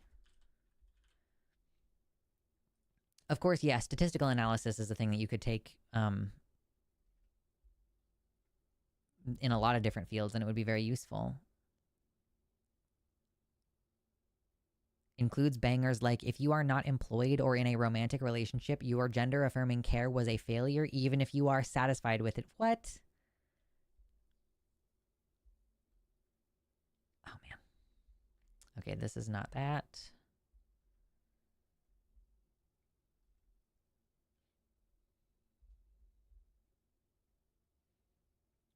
Okay, this is apparently CNN's coverage of the HHS report, so let's watch this. Whoa.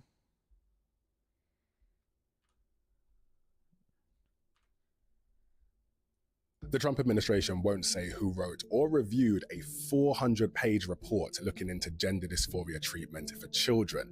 The new report pushes back against current established medical standards for medically supporting trans young people, and it instead promotes gender exploratory therapy. The report says that exploratory therapy isn't the same as the controversial conversion therapy. However, LGBTQ campaigners have said it's just conversion therapy using friendlier language. The US Department of Health and Human Services. You gotta appreciate occasionally, like, having like an uncritical repetition of what trans activists say. Because so often reporting on these is like, if you look at the reporting on the HHS thing, it's mostly like, oh, this is what the Trump administration is saying. The Trump administration is saying this.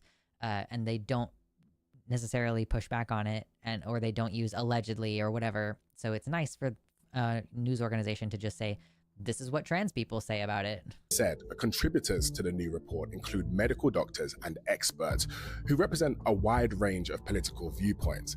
But they said that contributors' names will not be made public initially, quote, in order to help maintain the integrity of the process. The agency also said that chapters of the report went through a peer review, but they won't say by who. Cool. Major medical associations have already called the report misleading and pushed back against it.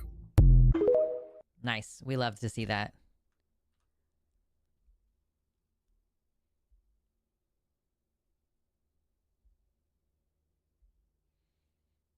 If you use CHA, you can use any degree to BS your way into marketing. Just use big words. What is CHA? I don't know what that is.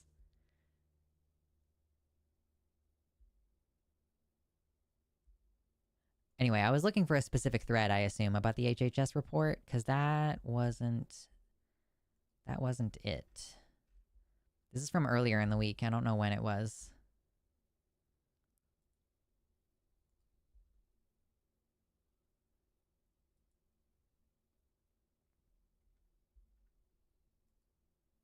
Oh, charisma. Oh, got it. Okay. If you use charisma, you can get any degree to BS your way into marketing. Just use big words. Yeah, I mean, you can, like, as a sociologist, you could get a degree in marketing. As someone who with an economics degree or a business degree, you could get a degree in marketing. What else could you use? I mean, shit, even if you have an English degree, you could be like, I'm going to get a degree in marketing. Art degrees, sometimes you can work in marketing. My deception skill is non-existent. Yeah, I'm not good at deception.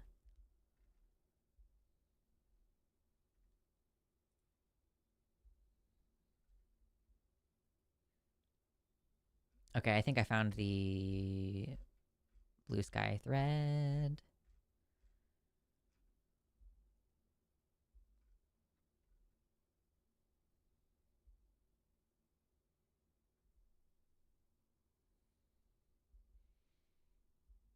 Excuse me. With big words and a lack of scruples, you could even become the richest man in the world. I suppose so.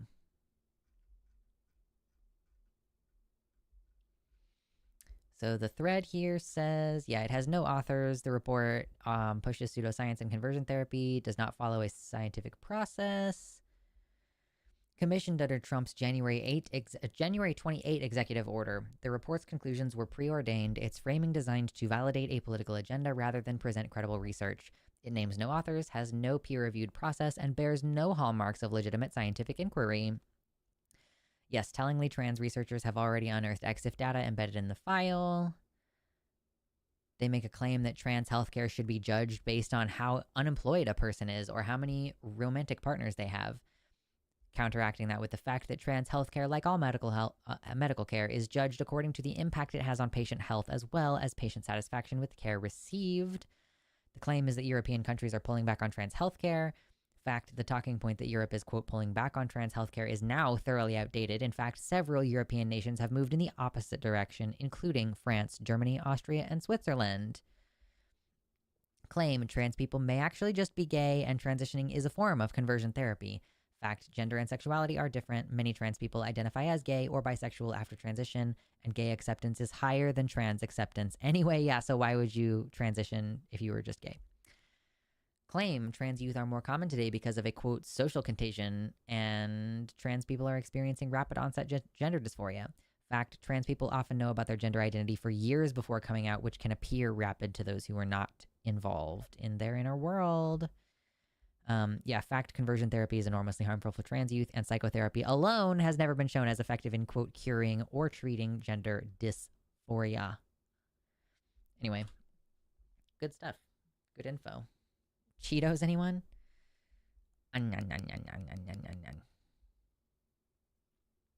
You know, I don't eat Cheetos very much, or like cheese puffs or anything. I am more of a cheddar and sour cream onion chips. Cheddar and sour cream and onion.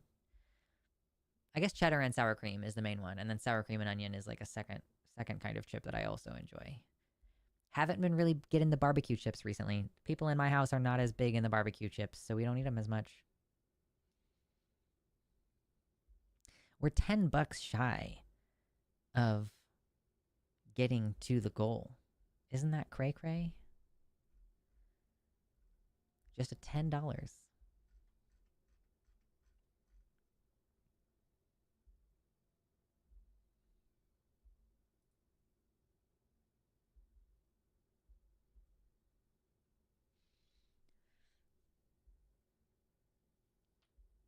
Oh man.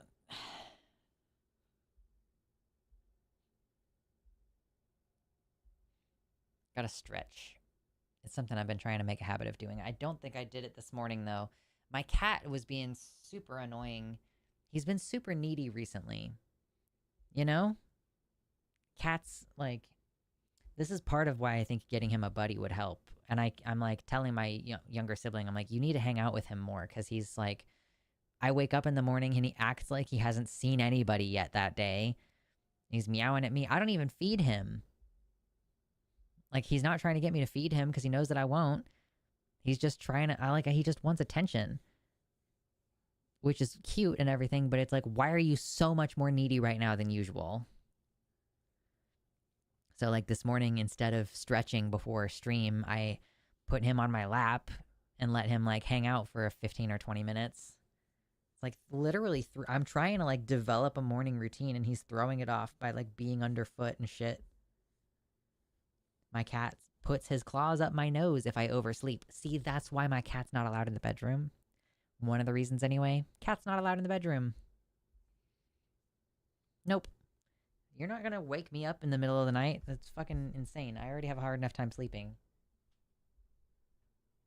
Oof. I did, split squats this week. I don't remember what they're called formally. Is it Bulgarian split squats? But it's like you put your back foot up on a chair or something, and then you just do a squat with your one leg. Man, it's brutal. My ass and my quads are very sore. My dog has a loose knee, and it's been acting up on her today. Aw, that sucks. I'm sorry. My cat tries to French kiss me if I'm not paying attention. Ugh, gross.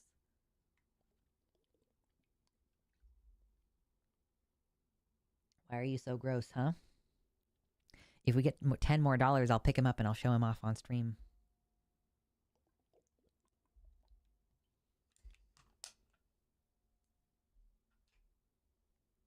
Ooh, I get paid by Patreon this week. That's so exciting. My twice a month paychecks.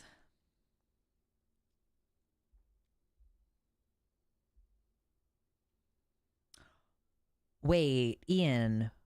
Wait. Worcestershire sauce flavored chips? That sounds amazing. Walkers in the UK just brought out Lee and Perrin's Worcestershire sauce flavor. Oh, I bet that's so fucking good. My mouth is watering just thinking about it. Dude, I'm not even hungry. Before stream, I had oatmeal, which, first of all, okay, I've been buying like instant oatmeal, which I think what happened is like it's already been steamed, so it doesn't take very long to cook, and you just pop it in the microwave. But it is so mushy, and I hate the texture. So I think I need to get some steel rolled oats and have that be like, it's supposed to have more texture, more toothsomeness, because blah, blah, blah, blah, blah. But so I was like, okay, how can I improve this? I want to eat oatmeal because it's healthy for me and because it's going to keep me full for a long time. I also had 2 boiled eggs. So I was like, 2 boiled eggs, oatmeal. I made a terrible mistake. I put a little bit of mozzarella cheese in the oatmeal, and then I ended up putting brown sugar in there, even though I originally planned on making it a little savory, but it was the worst texture. I hated it violently. I ate the whole thing anyway, but we made some mistakes that day. Don't give me more chips to try. I just tried all season chips from Canada. Oh, I've heard that those are so good. I've heard those are delicious.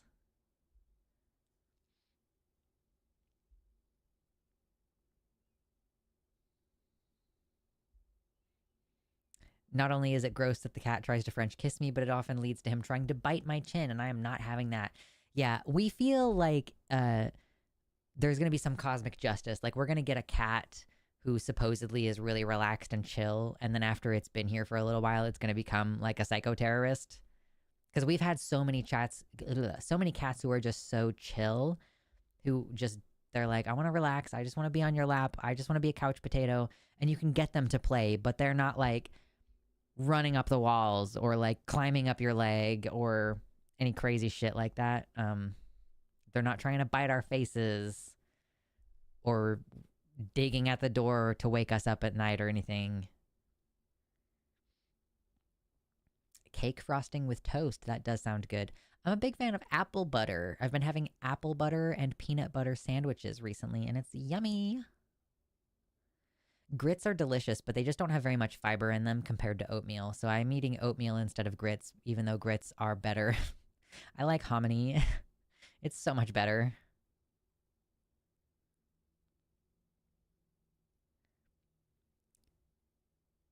Cheese with grits, sugar with oatmeal. Yeah, fair. Okay, fair. Zapp's voodoo chips, they sound good.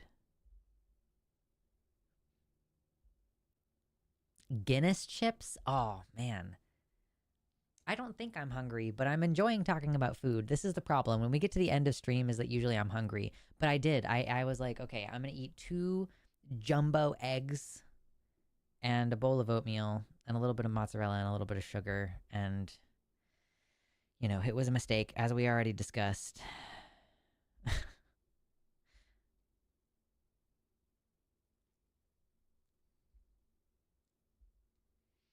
And I'm supposed to be getting back into food tracking, so I'm gonna open that up and try to remind myself to get to start fucking diarying my food again so that I can keep track, because that's the problem, is that I don't keep track. That's also part of what drinking alcohol is so stupid for, is like you drink like 400 calories, and that is not in line with my goals. So post pictures of buff women in the replies to my most recent skeet. I command you. I'm so scared of buff women. I would hate to see pictures of them in the replies to this post. So scary. I'm on a pepper jelly kick. Oh my god, you've fucking heard me talk about it before. I love pepper jelly so much. Oh, you know what? I actually have cream cheese right now. I don't have any crackers though, so I don't really have a good way. I guess I could just like toast a piece of bread and put a cream cheese smear on it and then put like a layer of pepper jelly on it and eat it like an open-faced sandwich instead of eating it on crackers. But man, I would have to have crackers around. I think I do have some pepper jelly still. I like the strawberry ghost pepper. Oh my god, that fucks my shit up so hard. I love it. Grits made with broth slaps. True. I saw a video recently that was like, here's some tips for how to because if you have diabetes or PCOS or POTS, it can be hard. It can be like bad for you to eat too many carbs at once. So the question was like, how can you still eat rice without doing a carb overload and like spiking your, or what does it do? It lowers your blood pressure, spikes your blood sugar. So if you like cook your rice in bone broth, that's a great way to add protein to it. And then you can add like a cup of lentils to give it like some fiber, or like a cup of peas, or like a half cup of peas or something. But yeah, that's such a hot tip. that I might have to use. Typically, when I make my chicken broth soup stuff, I just like I boil the 3 chicken carcasses, and then I take the carcasses out, and then I kind of like take all the meat off and put it back in there, and then that's the soup. But what I probably should do is I probably should only use like half of that broth that I've made for the soup, and then reserve the rest of it to like use in other things. Oh my god. Because it's fucking gelatinous. Gelatinous. What are broth slaps? If that's a genuine question, slaps is slang for it's really yummy. So grits made with broth are really yummy or really good. Like it's really fucking good is what slaps means. Yeah, close to supper time. Things are getting real. It's starting to get real in here. I'm trying to get this last $10 donation, and I'll show you my cat, or I'll flex my muscles, whichever you want. Do you want me to flex my muscles? I'm starting to work on building my arms again. I'm working on building my arm strength. I did bicep curls yesterday.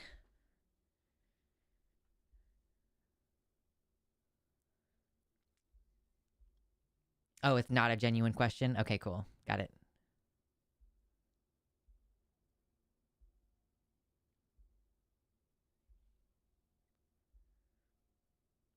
Urn Brew is a Scottish soda. What does it flavor?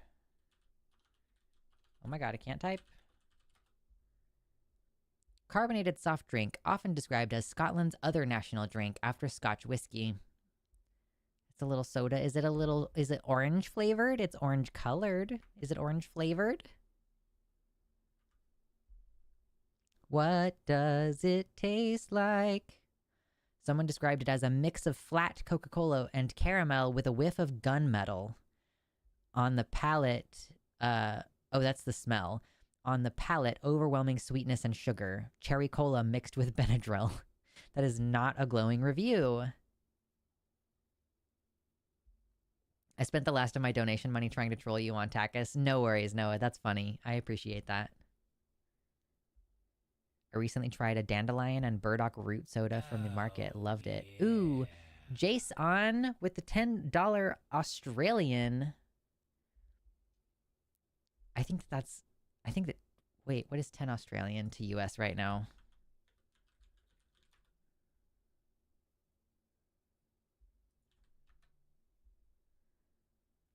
$10 Australian equals $6.46 US dollars.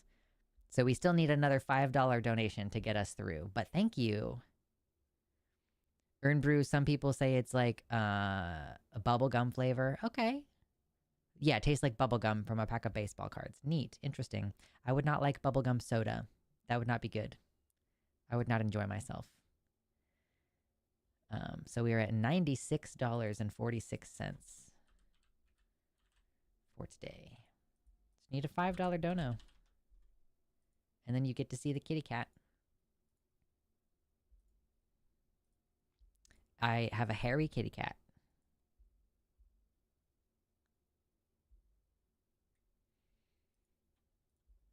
Covered in black fuzz.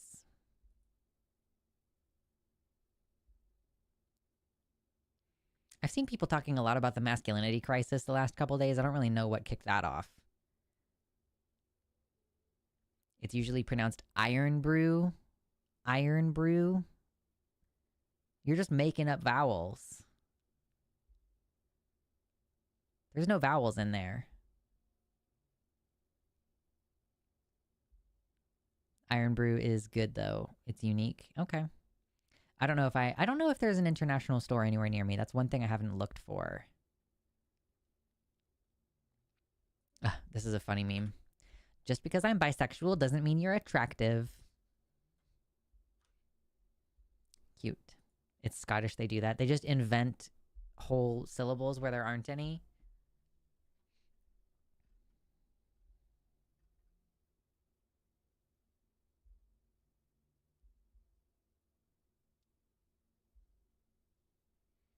It's Scotland. We don't need no vowels. But what what I've just been told, and Ian, you are the expert, because I don't know if Inabox, are you actually Scottish? But Inabox just said that it's, it's spelled IRNBRU, but it's pronounced iron brew, which means that y'all are inventing vowels where there weren't any. I wonder what the price of Scotch eggs is right now. Oh man, that sounds delicious. I already ate 2 jumbo hard-boiled eggs today, but now I want to make frickin' Scotch eggs. That would be so yummy. I don't know that I think my husband made Scotch eggs like one time 14 years ago, but I can't remember if we've done them since then. Is it a deep fry thing? You deep fry them?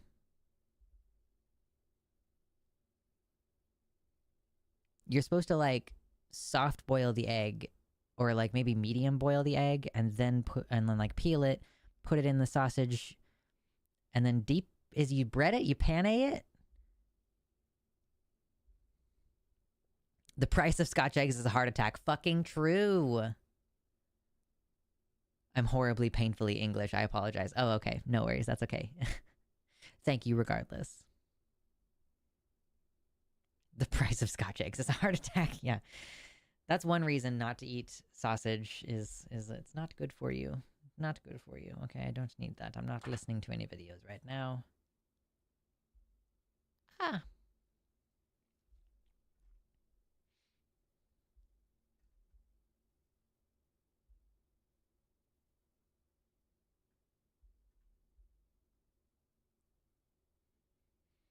You can buy them pre-cooked and just warm up or eat cold.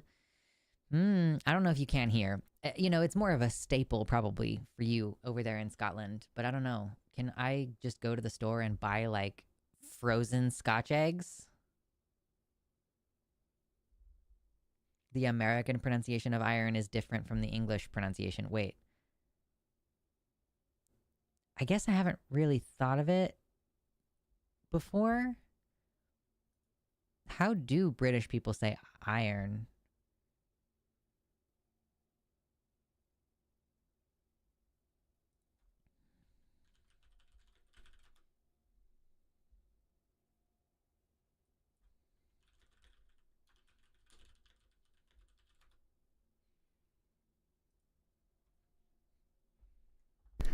You are looking at Julian's pronunciation guide, where we look at how to pronounce better some of the most mispronounced words in the world, like this other curious word, but how to learn how to pronounce the name of this originally Scottish carbonated soft drink, described as Scotland's other national drink.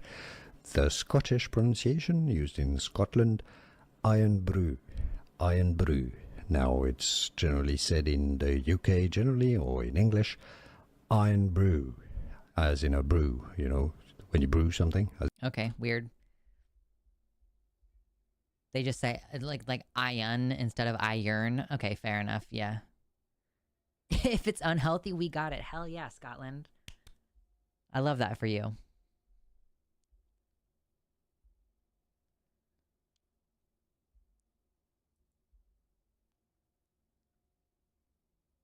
Okay, I see what you mean. I see what you mean.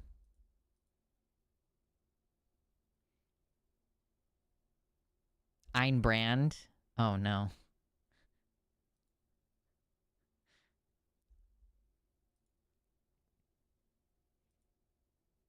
Yeah, I should find out if there's a world market. Brew, yeah, brew. You gotta roll that R. Ein brew. I should find out, yeah, if there's a world market somewhere nearby and if they have that kind of shit in there. Because I'm curious to try it now, even though I think it would be bad. Like, I genuinely, it sounds bad. Like a bubblegum flavored overly sweet soda sounds bad.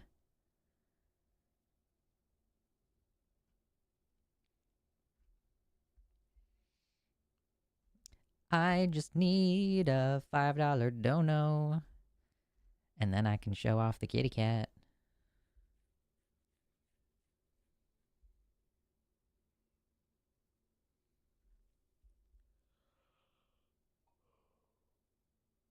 Yawn. Oh my gosh, I'm so sleepy.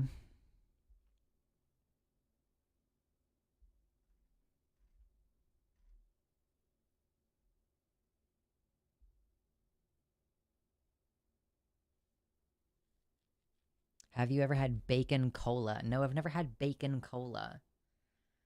I discovered that bacon is not as good in sweet things as you want it to be. There was this chicken place that we used to go to that had an ice cream dessert that they sold that had bacon in it, like bacon as like a garnish on the otherwise like sweet dish, and it was bad. Like I would think that like the saltiness would bring like the saltiness and the fat would bring like a desirable element, but I think it's just fat on fat because there's already a bunch of milk fat in ice cream, and then you're like trying to like, I don't know, the saltiness just, I don't know. And then like it would also be one thing if the bacon was like super hard and crunchy, but if it's like any kind of gumminess to the bacon and then it gets cold, so it's cold gummy bacon, ugh, not a good combo. So I don't know if I don't know if bacon cola would work. Bacon vodka, that sounds bad. Bacon and maple syrup, yeah, of course, bacon and maple syrup, easy. What I really love is I love to get my eggs fried over easy, and so I open the little yolk pouch and then I dip my bacon in the yolk pouch, and I'm like, it's very delicious. I try not to eat bacon too often. We did have bacon a couple times recently, but generally I try not to eat it too often.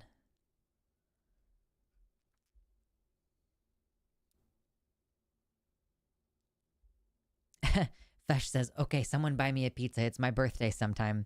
Someone buy Gay Fesh a pizza. Grease plus sugar equals America. True. I'm a vegan except for chicken. They deserve everything that's coming to them, the bastards. That's hilarious. I agree, though. Fuck birds. Birds are so stupid. That's like one area of conservation work that I have zero interest in. I'm like, I do not care about birds. I mean, I care about them in the abstract. Like, it's good that they exist, probably, but also hate them. Not a huge fan. Don't care. Pretty ambiguous. Don't care. Ambivalent. Don't really care about the birds. Someone else can work to conserve the birds. I will work on something else.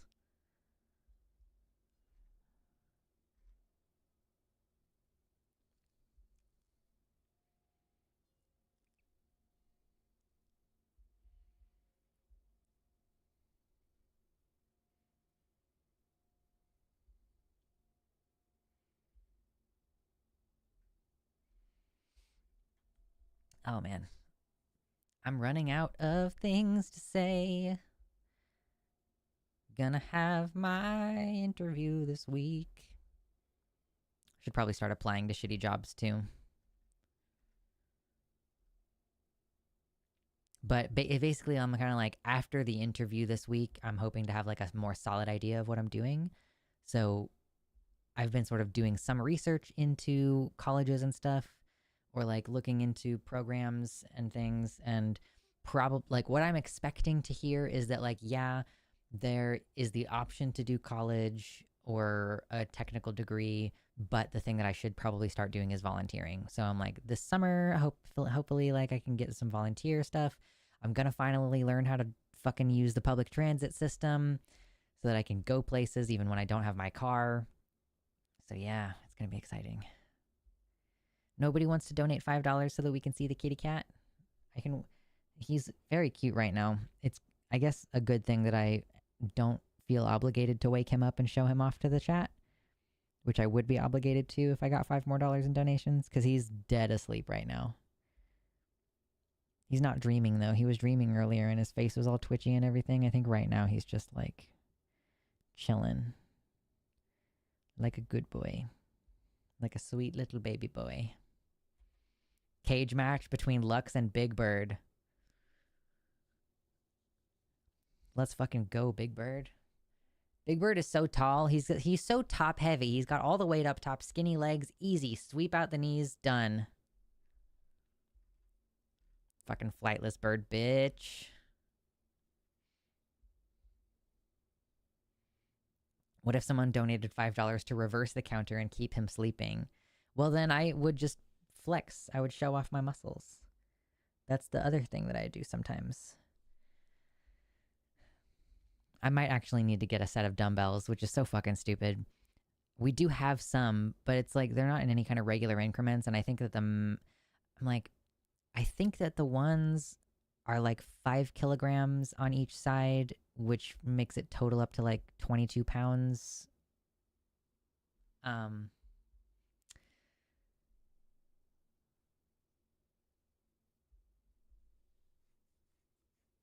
So I'm going to get limited in my ability to beef up my biceps is basically what I'm saying. Okay, but I'm ready to get off lighting. I'm ready to get off of here. So I am going to do that. Because I'm ready to eat some lunch and start on those goals. Bands are so much cheaper and easier to move. Yeah, but I'm gonna reach an upward limit of like, I can't squat any meaningful amount of weight with just my resistance bands. So yeah, like I have tube resistance bands. I just bought a set of the flat kind that are like smaller and you put them around your knees and your ankles to do stuff. I have a lot of this equipment. I have a pull-up bar. I have gymnastics rings. I'm doing everything I can at home. I just know that there's going to come a point where I'm like, oh, I want to push this a little bit further and I'm going to need to actually invest in some like higher quality gear. I've also broken resistance bands and hit myself in the face several times. Nice. I have so far not done that, but I also have been using the lowest resistance band a lot and I'm going to break it at some point and I know that. So yay. Anyway, yeah, I'm ready to go do other things and chill, and I am hoping that things go well between now and when I see you all on Wednesday. So enjoy your week. Behave yourselves. May the 4th be with you. Watch out for the return of the 5th and the 6th. Yes, ciao. Yeah, call me COVID conscious the way a mask is always sitting on my face. Nice, Baphomet. Yeah, you joined right at the end. Sucks to suck. See you on Wednesday. All right, later. Never gonna